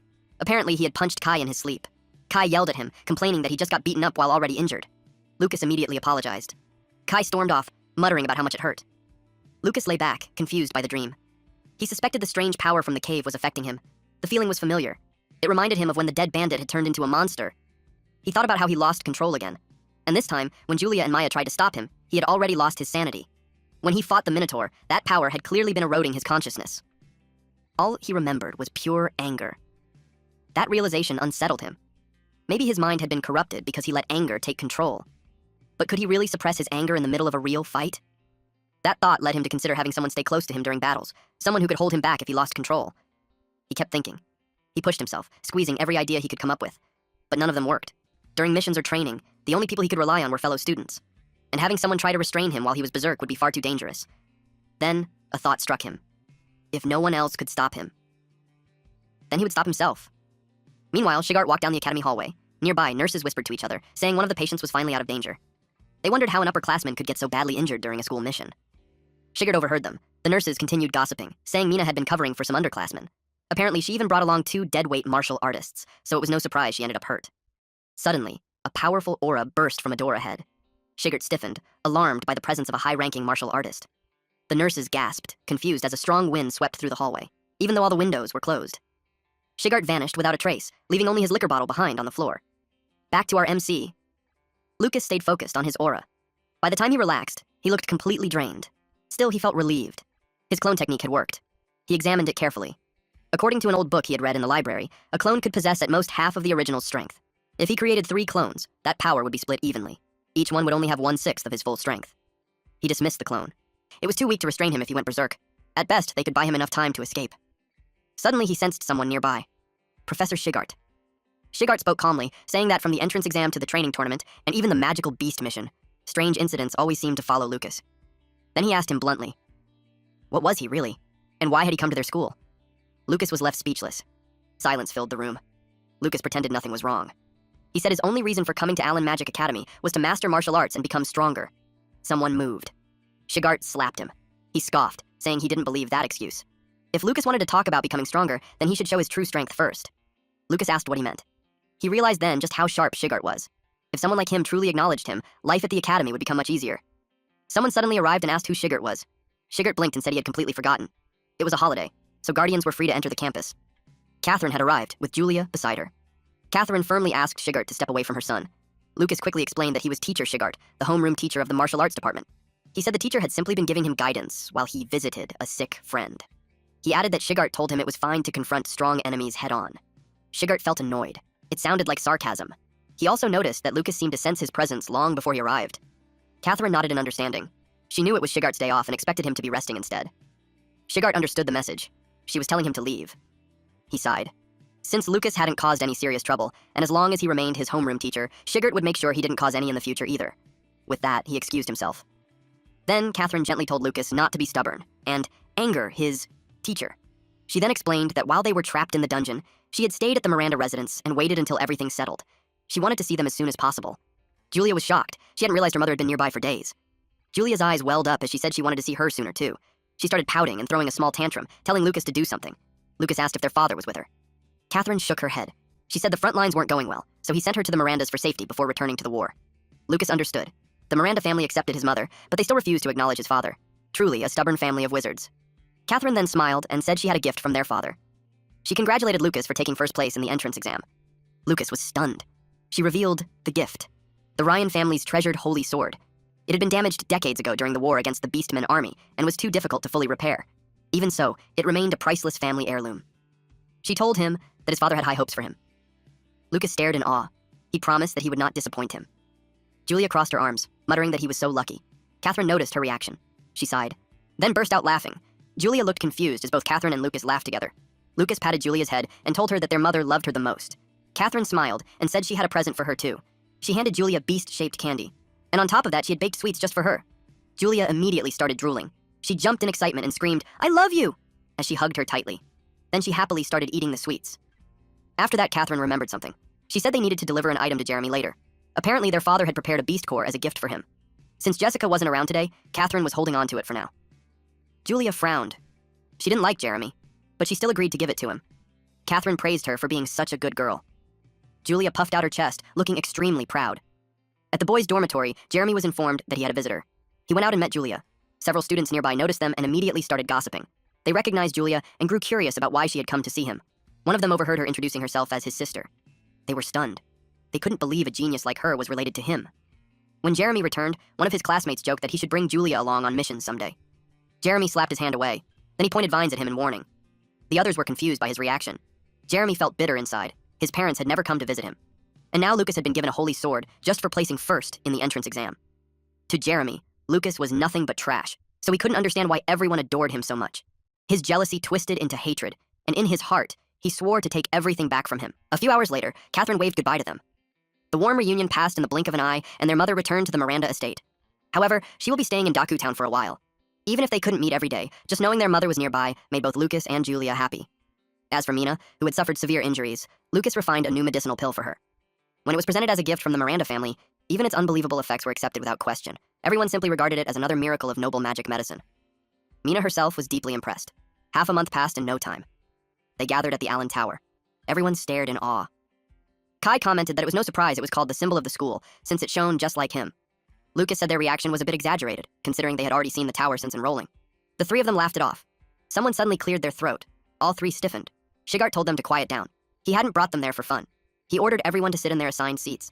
Some students were clearly unhappy that so many from the martial arts department had shown up. They whispered among themselves, mocking that only a few martial artists had any real skill, yet they were dreaming far beyond their status. Kai clenched his fists. He could hear them belittling the martial arts department again. Lucas quietly told him to calm down.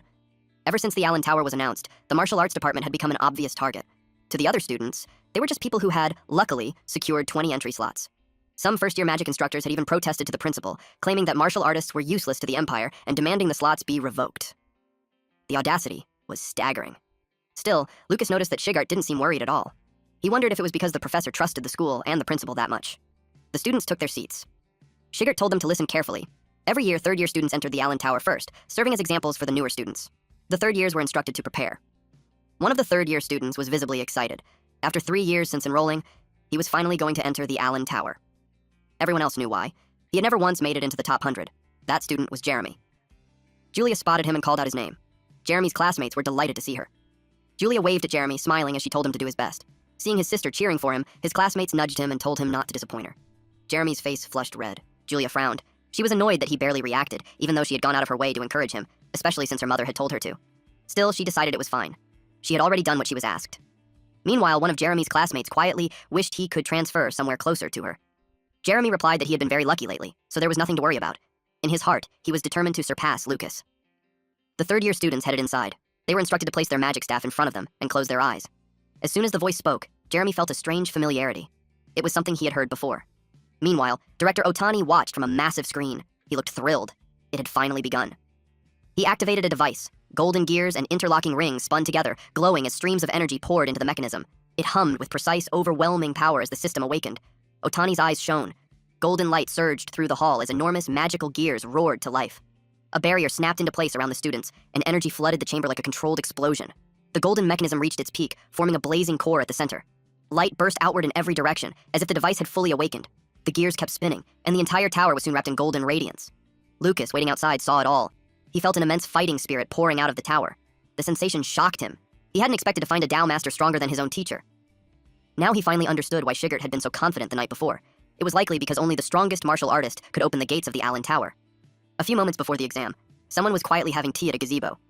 The headmaster spoke, noting that complaints about the martial arts department's admission quota had been growing louder recently. He wanted a detailed explanation of what had actually happened during the last abnormal incident. Director Otani paused mid-sip. He set the teacup down with a sharp clack and reminded the headmaster that he had already stated there were no abnormalities that caused any losses to the school. For now, Otani said, everything should remain exactly as it was. If the status quo was maintained, the Allen Tower would open as scheduled. The meaning was clear. If the martial arts department wasn't given a chance, then no one would be allowed to enter the Allen Tower. The headmaster felt the weight of the problem pressing heavily on him. Back inside the Allen Tower, Jeremy landed smoothly on the ground. It felt as if only his consciousness had entered the space, yet everything was indistinguishable from reality. Even the magic staff in his hand felt exactly the same as the one he always used. Seeing his reaction, one of his classmates laughed and said it was obvious this was his first time. He explained that the most amazing thing about the Allen Tower was how real everything felt. Another classmate cut in, telling them to stop chatting and hurry to regroup with their teammates. Jeremy noticed something odd. They were far too relaxed. Someone was watching them, carefully observing their every move. That person was Lucas. He found it interesting that even from outside the tower, he could sense fluctuations in mental energy and roughly tell what the students inside were doing. A faint smirk appeared on his face. It would be a shame, he thought, if Jeremy didn't get a taste of his own medicine. Shigert noticed his expression. He said calmly that anyone with sufficient skill could sense mental energy and observe the trial from outside. Then he began explaining the rules. Once the trial began, participants would be sent to random locations within the space. They could act alone or form teams. It was entirely up to them. Teams could have up to 3 members, and if they wanted to reach the upper floors, moving in groups was strongly recommended. Kai assumed that he and Lucas would be teaming up. He asked whether Collins or Sharp would be joining them.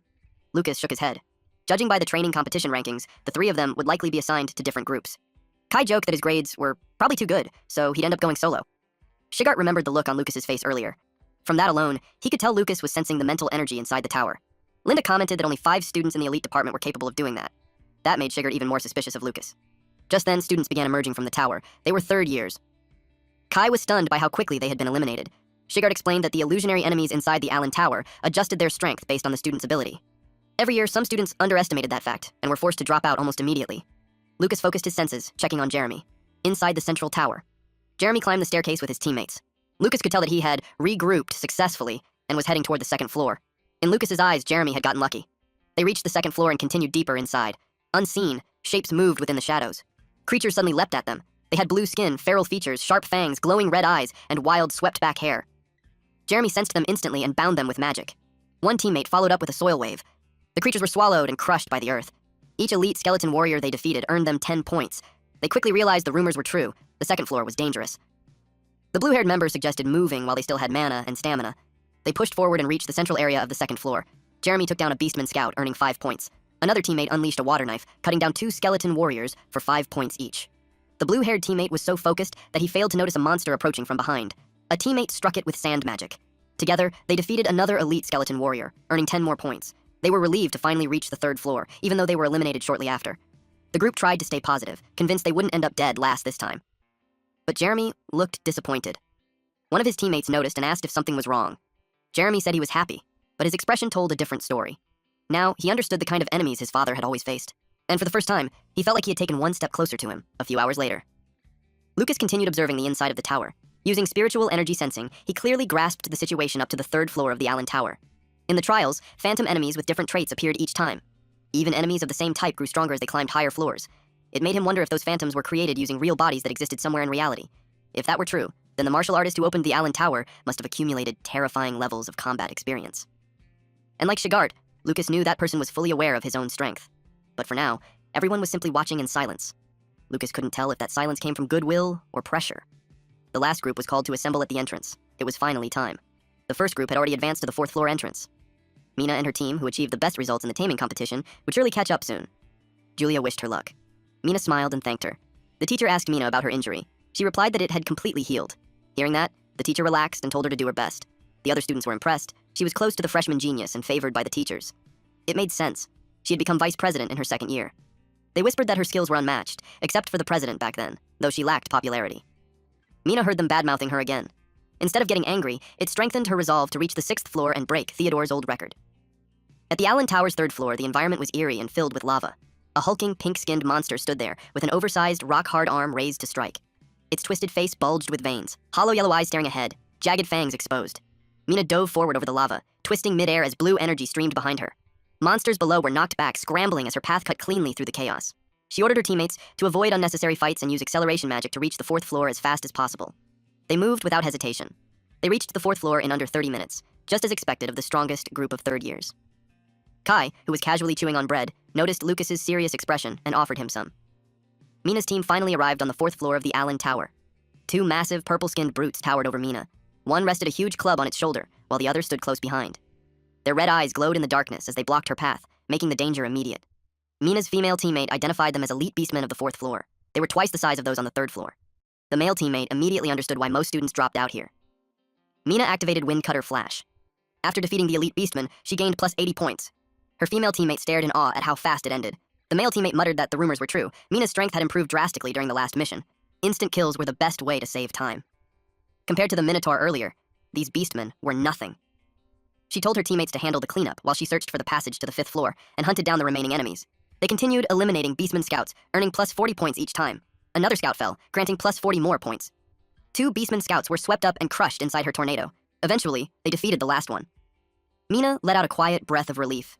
They had finally reached the fifth floor. Someone outside the Allen Tower was monitoring the status. Shigart announced that 3 people had reached the fifth floor. It was already better than last year. Kai wondered aloud if he would ever make it there himself. Shigart told him there was no need to rush. For a first year, reaching the third floor was already more than enough, and if they steadily improved their skills, the enemies on the fifth floor wouldn't seem so frightening anymore. Lucas realized then that Shigart had entered the Allen Tower before. Suddenly, both of them tensed. Lucas guessed that Shigart must have attempted something inside the tower in the past. At that moment, someone emerged from the entrance. It was Mina and her team. The students waiting outside immediately gathered around and asked how it went. Lucas could tell she hadn't reached her goal. Her eyes were red, tears barely held back. Meanwhile, inside an office, Theodore watched everything through a floating globe. He spoke calmly, almost coldly. Now, Mina finally understood that surpassing a true genius was never easy. A few moments later, we see Julia set off a few small fireworks. They were having a meal together with Mina, and Julia congratulated her for taking first place in the third-year trial. Lucas clapped as well after hearing that she had reached the fifth floor. Mina thanked them, but she didn't look happy.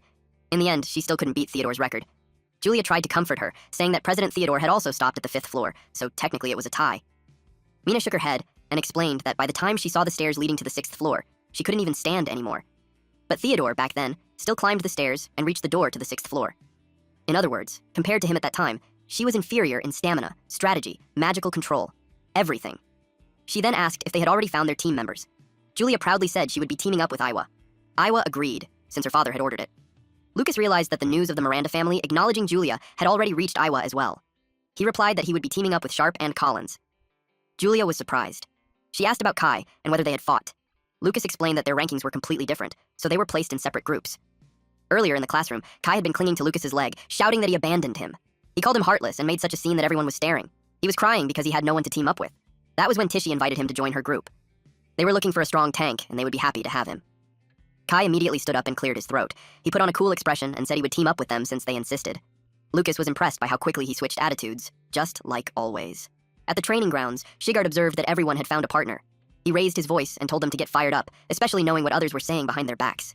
Many students expected them to drop out immediately, laughing just at the thought of it. The martial arts students clenched their fists in anger. Shigart pointed out that no one there intended to make those insults come true. He watched their reactions. Tishi spoke up first. She declared that they would train with everything they had to make sure that never happened. Her teammate immediately backed her up, saying they would prove they deserved their admission slots to the Allen Tower with their own strength. The atmosphere ignited. Lucas noticed how Shigart kept insisting that the Allen Tower trial would proceed as scheduled. He didn't just block out the insults aimed at the martial arts students. He turned them into fuel. The pressure became motivation, and their rebellious spirit was pushed to the surface. It worked perfectly. The phantom enemies inside the Allen Tower were varied and highly intelligent. Kai sparred with Lucas. Then someone moved at incredible speed. It was Tishi. She jumped into the fight. Because of how the phantom enemies worked, they trained repeatedly in groups to improve coordination and teamwork. And between training sessions, Shigart explained the traits and habits of different species. Sometimes he even played the role of the enemy himself. He put on monster masks and fought them directly. It was Linda who suggested that he teach by acting like a beastman. Every day was brutally exhausting. Yet not a single student complained. Kai, in particular, was fired up. He swore to climb to the top of the Allen Tower and make a name for himself. Then the day of the freshman trial finally arrived. A notice was posted on the bulletin board. It stated that the martial arts department's results in the magical beast taming tournament were valid, and their right to participate in the Allen Tower trial was officially confirmed.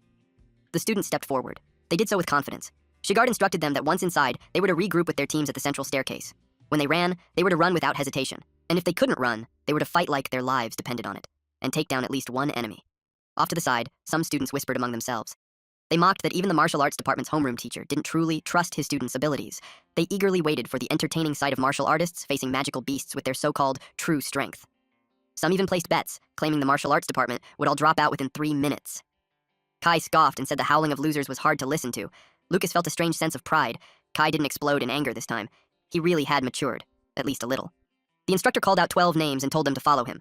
Lucas, Collins, and Sharp stepped forward. Director Otani watched everything through a screen. It had been many years since so many martial artists entered the Allen Tower. He murmured that the legacy left behind by the god of war for future generations might finally fulfill its purpose. Now, the only question left was whether they were ready to face the first trial of their lives. Inside the tower, the students started running. Someone suddenly leapt toward a tree. It was Lucas.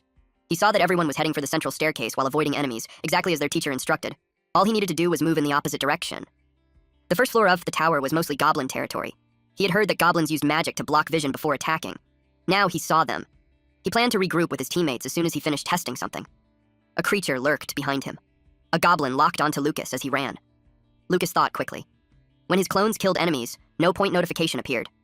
At the same time, he felt a strange sense of familiarity from the phantom energy forming the enemies inside the Allen Tower.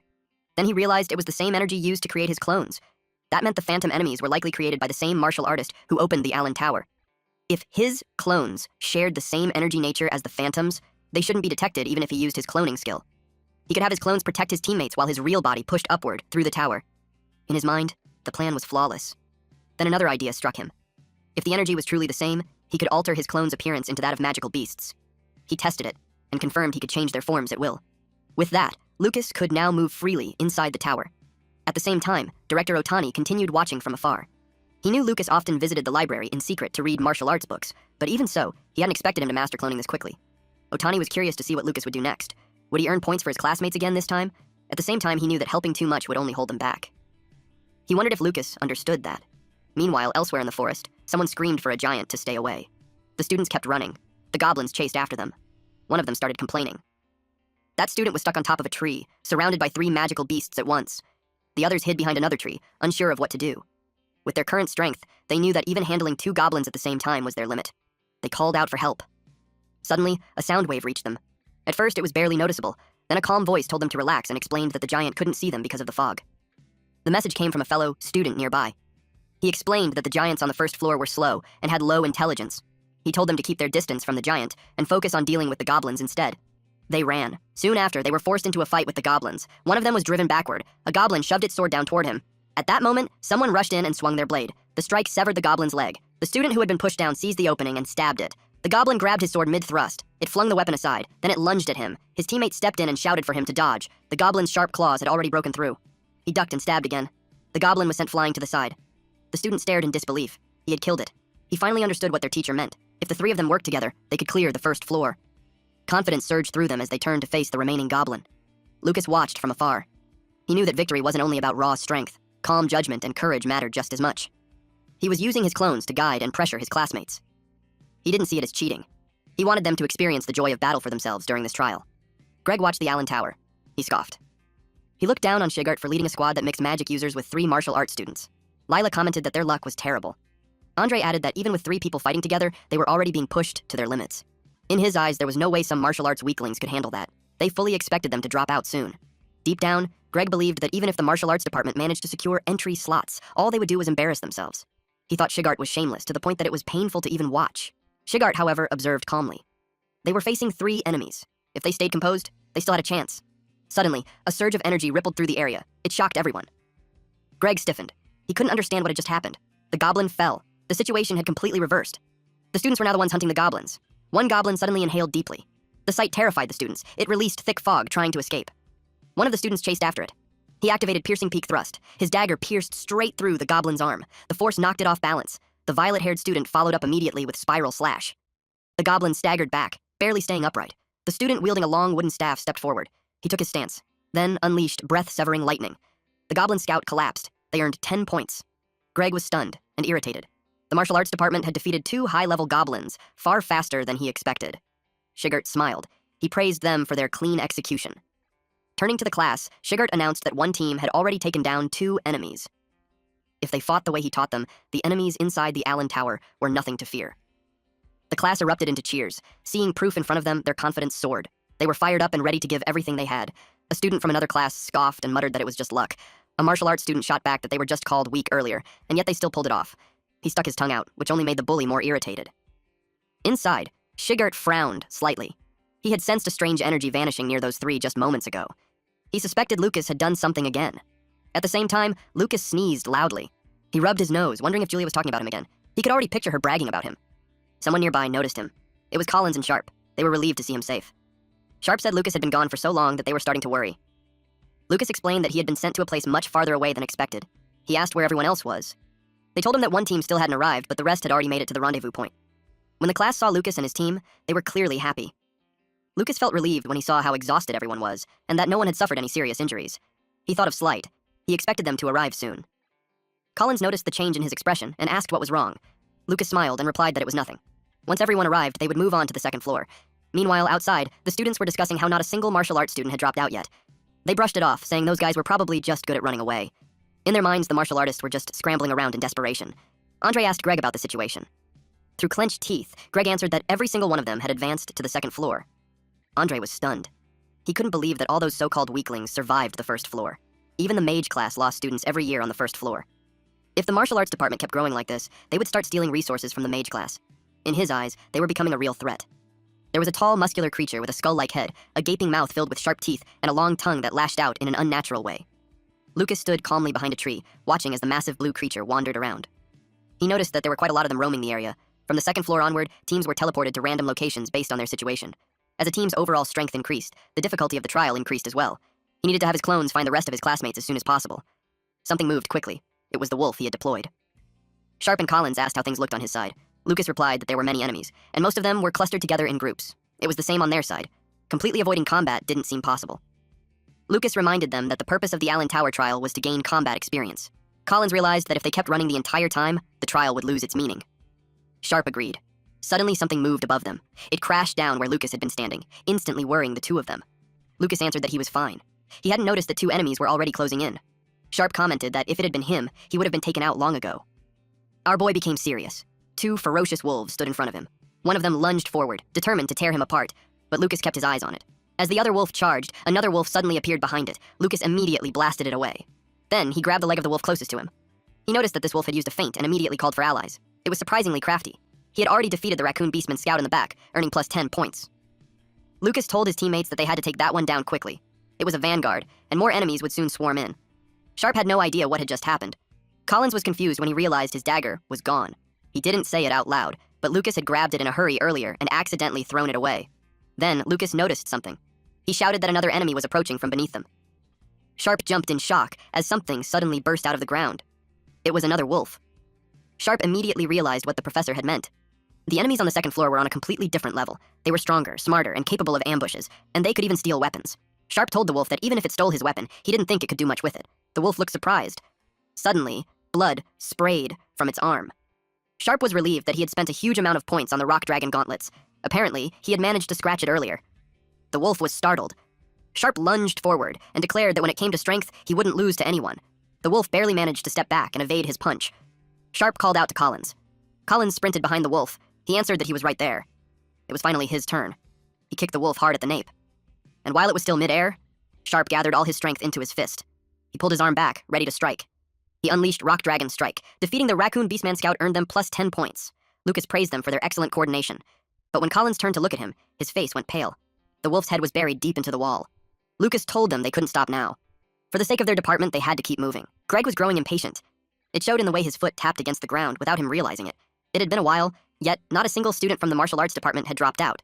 Most of the spectators expected that, with their abilities, they would have been surrounded and killed the moment they reached the second floor. Andre began to wonder if the difficulty of the Allen Tower had been lowered because the martial arts department was simply too weak. But if that were true, the teachers would have protested long ago. Greg's brows knit together. By now, he was even biting his nails. He stared at the scene without blinking. Meanwhile, on the second floor of the Allen Tower, the fighting continued. The monster was a large, blue-skinned humanoid with a muscular body and a hunched posture. Sharp fangs lined its mouth, its ears were pointed, and its glowing, hostile eyes gave it a feral appearance. Lucas grabbed the monster by the head and slammed it into the ground. At the same time, Collins faced a skeleton wielding a sword. He ducked to evade the swing and took a deep breath. The skeleton's sword struck the ground. Collins stepped away in time. The skeleton froze in confusion. In the blink of an eye, it was slashed repeatedly. Its bones shattered into pieces. Unexpectedly, even with its arms and head still intact, it continued attacking. Sharp rushed in and finished it off. He asked how many they had taken down so far. Collins answered that they had already defeated 3, yet strangely, he didn't feel tired at all. Quietly, Lucas activated Heroic War Cry. In an instant, Sharp felt power surging through his body again. Collins felt like he could push even further. Everyone had reached the second floor without a single injury. If Lucas used Heroic War Cry, a support technique passed down through the Ryan family, they would definitely be able to clear the second floor. Elsewhere, the team in Area B was under attack by 3 wolves, one of them carrying a rider. The students prepared for battle. Then something sparkled behind them. They charged forward just as an arrow pierced the approaching wolf. Their archer teammate was hidden among the rocks, providing support from the rear. They defeated several Gale wolves, earning plus 10 points for each monster. In Area C, another team brought down a giant. Defeating the one-eyed giant earned them plus 25 points. In Area D, a team defeated a goblin scout, earning plus 10 points, and then a goblin vanguard for plus 15 points. Slight cheered in celebration. He hadn't expected them to defeat those enemies. Hope surged within him that they could reach the third floor at this pace. From a distance, Lucas's wolf quietly observed them. The wolf saw that they had defeated 2 Beastman scouts, earning plus 15 points for each monster. Lucas continued observing through the wolf's eyes. Meanwhile, those outside kept monitoring the situation. Greg grew more irritated with every passing minute they remained inside. By then, all 12 martial arts students had reached the stairs leading to the third floor. The professors began whispering among themselves. They couldn't believe these were just freshmen. It made them wonder what Shigard had taught them. None of them expected the martial arts department to reach the third floor. Greg felt nervous, but he still believed it wouldn't happen. Some of the martial arts students were already nearing their physical limits. Greg grinned when he realized they would be forcibly ejected at any moment. Meanwhile, the students continued climbing the staircase. They were completely exhausted. Collins even stumbled. Luckily, Lucas caught him in time. Lucas asked if he was okay. Collins said yes, but it was obvious he had reached his limit. His hand had already started turning holographic. He told Lucas not to worry about him and to go on ahead. Lucas stayed silent. The others said the same. Most of them were beginning to turn holographic as well. They encouraged Lucas to reach the third floor. He was their hope, the one who could prove their department's strength to everyone else. Collins was surprised when another student wrapped an arm around him. It was Sharp. Even with exhaustion written all over his face, he urged them to at least reach the third floor since they had already come this far. Lucas agreed. They were a team. He wanted them to work together and cross the threshold to the third floor as one. Everyone gathered what little strength they had left and continued climbing. Outside the tower, an announcement rang out. The number of people who had reached the third floor of the Allen Tower was 12. They stepped onto a floor covered in flowing lava.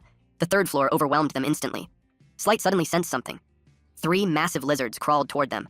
The monsters had sharp, beast-like faces, purple skin, and glowing yellow eyes filled with killing intent. Their expressions were tense and aggressive, fangs slightly exposed, as crackling energy and sparks danced around their faces. One of them attacked with its long tongue. In an instant, a hand was severed and fell to the ground. Without any pause, all 3 lizards charged at once. That was what forced them out of the tower. Outside, they talked about how brutal the third floor was. They hadn't even been able to tell how many enemies were present. Slight replied that he saw them clearly. They had been surrounded by 5 monsters. Lucas took note that the third floor was the current limit of the martial arts department. He deliberately let his main body drop out so he wouldn't draw suspicion. However, his clone remained inside the tower. By supporting the second martial arts group with Heroic Cry, he could guide everyone to the third floor. That way, the entire department would receive better grades, and he wouldn't stand out. More accurately, the whole martial arts department would stand out instead. The other students were in disbelief. Every single martial arts student had reached the third floor. Normally, only elite students could accomplish something like that. Greg found himself in a difficult position. They had to beat the martial arts department in both points and floors reached.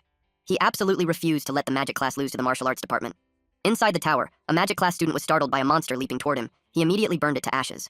Director Otani watched closely. He wondered if losing to martial artists was really that unbearable. He had seen the student burn through mana like water on just the first floor. He couldn't even imagine how they would perform on the second or third floors. With them losing their composure so easily, he couldn't expect much from that year's magic class freshmen. In Group 3, 8 students were eliminated on the first floor, and all were eliminated on the second floor. In Group 4, 3 were eliminated on the first floor, and all were eliminated on the second floor. In Group 8, none were eliminated on the first floor, 6 were eliminated on the second floor, and all were eliminated on the third floor.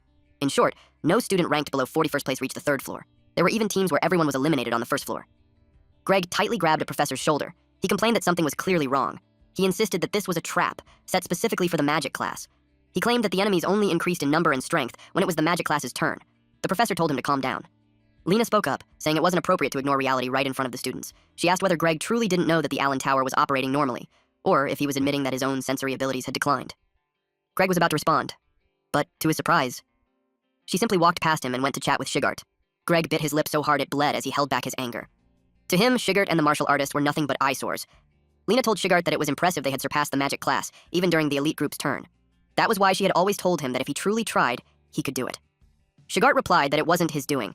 It was the result of the students' own hard work. Since the elite class would be entering soon, he asked her if it was really fine for her to stay there. She answered that she wasn't worried about those kids at all. She glanced toward the elite students. Her confidence came from the fact that her class representative was among them. Julia told her group that her brother was amazing. If he got serious, he could even make it past the 4th floor. The other students turned pale. Deep down, they complained that the top freshman's brother was a martial artist of all things. It felt like they had already lost before even starting the trial. The instructor signaled for Julia's group to enter. Lucas wished her good luck. He also reminded her not to forget to eat her candy. The instructor found it strange that he went out of his way to say that. Julia ate it, and the instructor immediately realized it was a magic pill that could rapidly restore mana. Martial artists capable of refining pills of this level were extremely rare these days, making such pills outrageously expensive. Using something like that for a school trial was pure extravagance. Julia's face twisted as she chewed. She realized she had been tricked again. Her mana was already full, but since everyone else was taking medicine before the trial, Lucas wanted her to take some as well. That way, Julia was guaranteed to receive a high grade. Inside the tower, Julia cast Thunderfall. She stood before a giant cyclops, a goblin, and a lizard monster. Lightning crashed down from above. They collapsed instantly. One monster fell beside a patch of small green grass. Aiwa was stunned. Calling down lightning with such precision, striking only the enemies without even scorching the grass, meant Julia had incredible control. Julia smiled at her and told her to follow closely behind. On the lava-covered floor, bird monsters were struck down by lightning as well. A lizard monster noticed one of the birds. It crashed into it, and the moment they collided, electricity surged through both of them. Julia watched as the creature fell, completely roasted. A bird landed gently on her staff. It was one of her 1,000 thunderbirds. She told the others that she had already dealt with the nearby enemies and urged Aiwa and Derek to keep moving. Derek replied that she had really saved them. The lizard earlier was resistant to fire, making it difficult for a fire mage like him to handle alone. Julia answered that it worked both ways. Aiwa scoffed and said that in the real world, she could have simply manipulated their minds and made them kill each other. Julia sincerely agreed. She said that on an actual battlefield, Aiwa would be far more impressive. Aiwa raised an eyebrow. The illusions inside the Allen Tower had no consciousness, so her mind magic was useless. All she could do here was scout enemy locations. She felt like she was becoming a burden to the other two. Yet instead of complaining, they genuinely acknowledged her abilities. Her face flushed. She decided to let Julia take the spotlight this time. Julia, completely unaware, kept walking forward. Aiwa told her to wait. Derek also told her not to run off like that. They didn't realize they were being watched. Aiwa sensed something and suddenly stopped. Julia bumped straight into her. Julia asked why she had stopped so suddenly. She wondered if there was an enemy nearby. Her nose turned red from the impact. Aiwa said it was nothing, and that she was just imagining things. In truth, she had sensed a strange presence, neither an enemy nor a classmate. Julia told her that if they reached the 4th floor, she should quickly find a route with the fewest enemies. Outside the tower, an announcement rang out. 3 students had reached the 4th floor. Lucas was nearly exposed. He realized just how sharp mind mages really were. A female professor told Lena that it was incredible for 3 freshmen to reach the 4th floor. She said it was proof that Lena's teaching methods were outstanding. Lena replied that it was all thanks to the students' hard work. Achievements like this hadn't appeared in the psychic department for 30 years. Lucas overheard the conversation and wore a satisfied smile. In his mind, it was only natural. Julia was exceptional. The mana pill only increased mana capacity. How far they climbed depended entirely on Julia's skill and the abilities of her teammates. All Lucas had to do was quietly watch over his little sister's growth. That was his role, supporting her from the safety of the Allen Tower. Meanwhile, Julia continued moving forward. Iowa suddenly warned her to be careful. There were 4 enemies at the rear right. The monsters climbed down from a tall bookshelf. One of them was a beast archer with the skill Thunder Arrow. Julia immediately turned around. Before she could cast a spell, the monsters were engulfed in flames. Derek had acted first. He knew Julia had already spent a lot of energy on the 3rd floor. Suddenly, Derek sensed more enemies. He narrowly dodged a Thunder Arrow. Then 3 monsters lunged at him. He unleashed Burning Fire, a technique that formed a raging tornado of flames. All 3 monsters were caught inside. Their bodies were reduced to ashes. Derek felt proud of his fire magic, but the girls ignored him. Iowa warned them that they needed to hurry. An enemy swarm was approaching. Julia asked how many there were. Iowa answered that there were over a dozen, and they were closing in at incredible speed. They ran with everything they had. Iowa sensed danger from behind. Arrows flew toward her, and she barely dodged them in time. But the gate ahead began to close. They were trapped. Then, a massive bipedal pig monster with a horn stepped forward. The large orc and its wolf pet snarled at them. And then more appeared. They were surrounded. Only a metal barrier user could break through the gate. Iowa punched the metal bar. She said there was no other way. The orc swiped at them, but Julia raised a lightning barrier. Electricity crawled along the wolf's claws and shocked it hard. The wolf was thrown to the ground. Iowa said that even high-temperature fire could melt metal. Julia decided they would hold off the enemies while Derek worked on breaking the gate. The orc let out a thunderous roar. Several wolves charged forward. Julia kept the barrier up as the orcs and wolves rushed them at the same time. They struck together. Julia struggled to hold on. Iowa shouted that the 4th one on the left was the fastest and the weakest.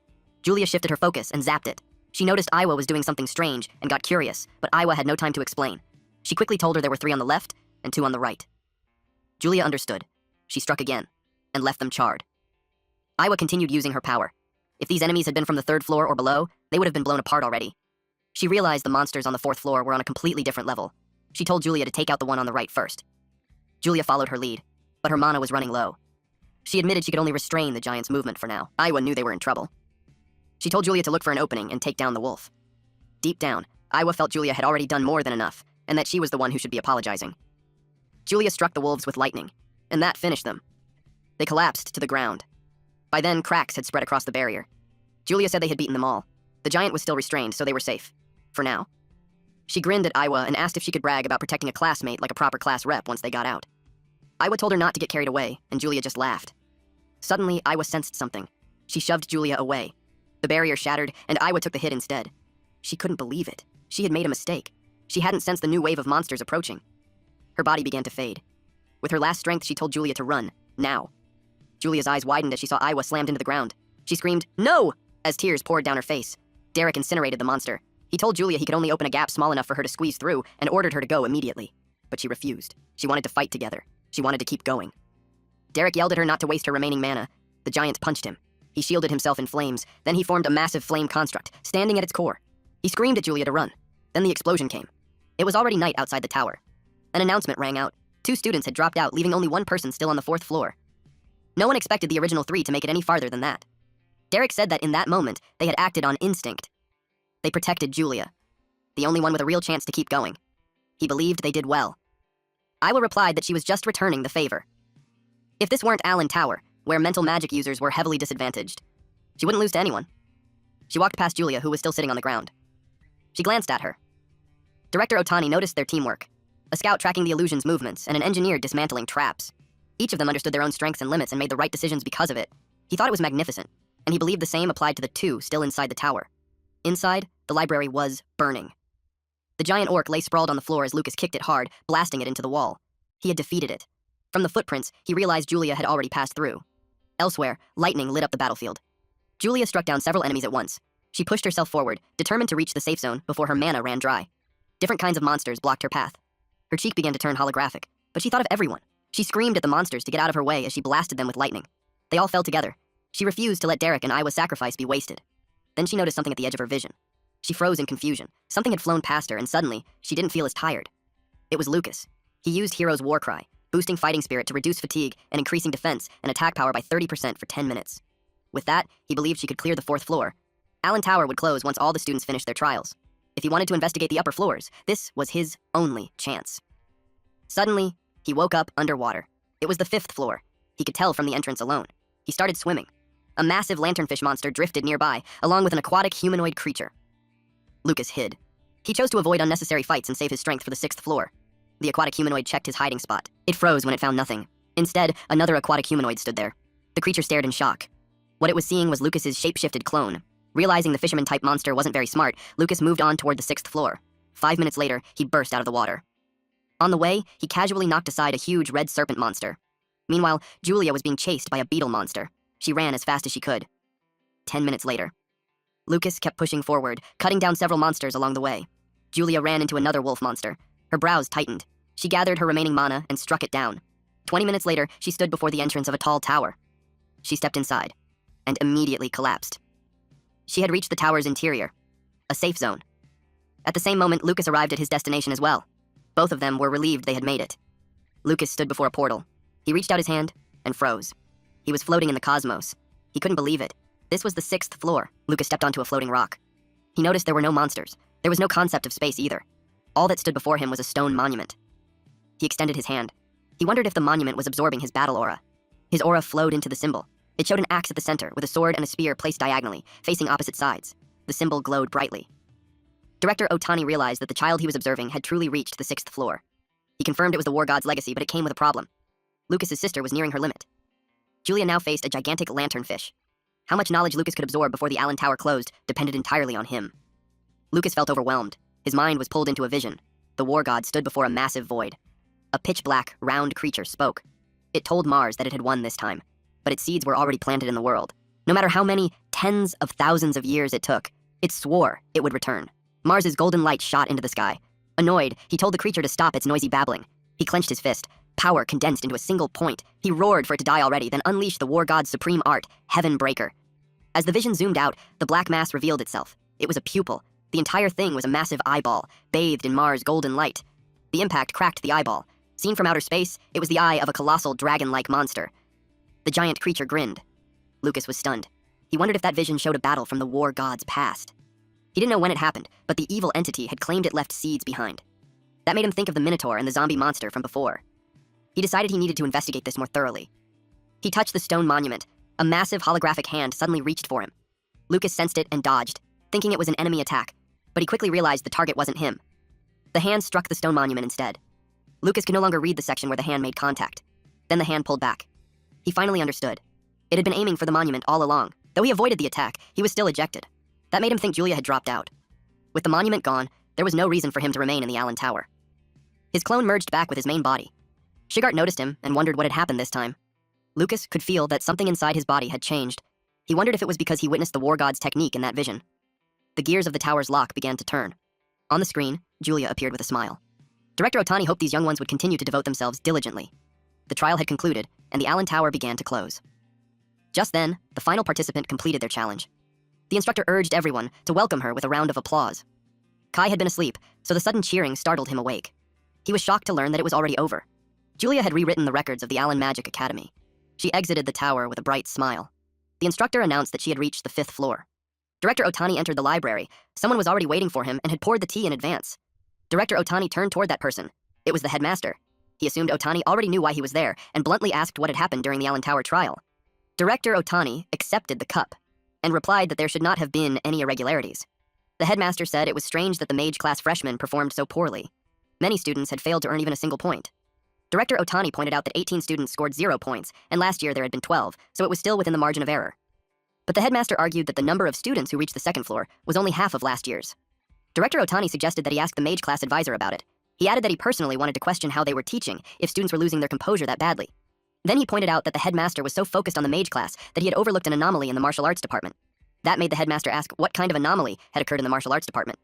Otani replied that 4 students had their martial artist restrictions loosened after the trial and were on the verge of leveling up. Shigart was currently assisting them. The headmaster was shocked. He asked if that meant the Allen Tower might accelerate a martial artist's growth. He knew it would be disastrous if that information became public.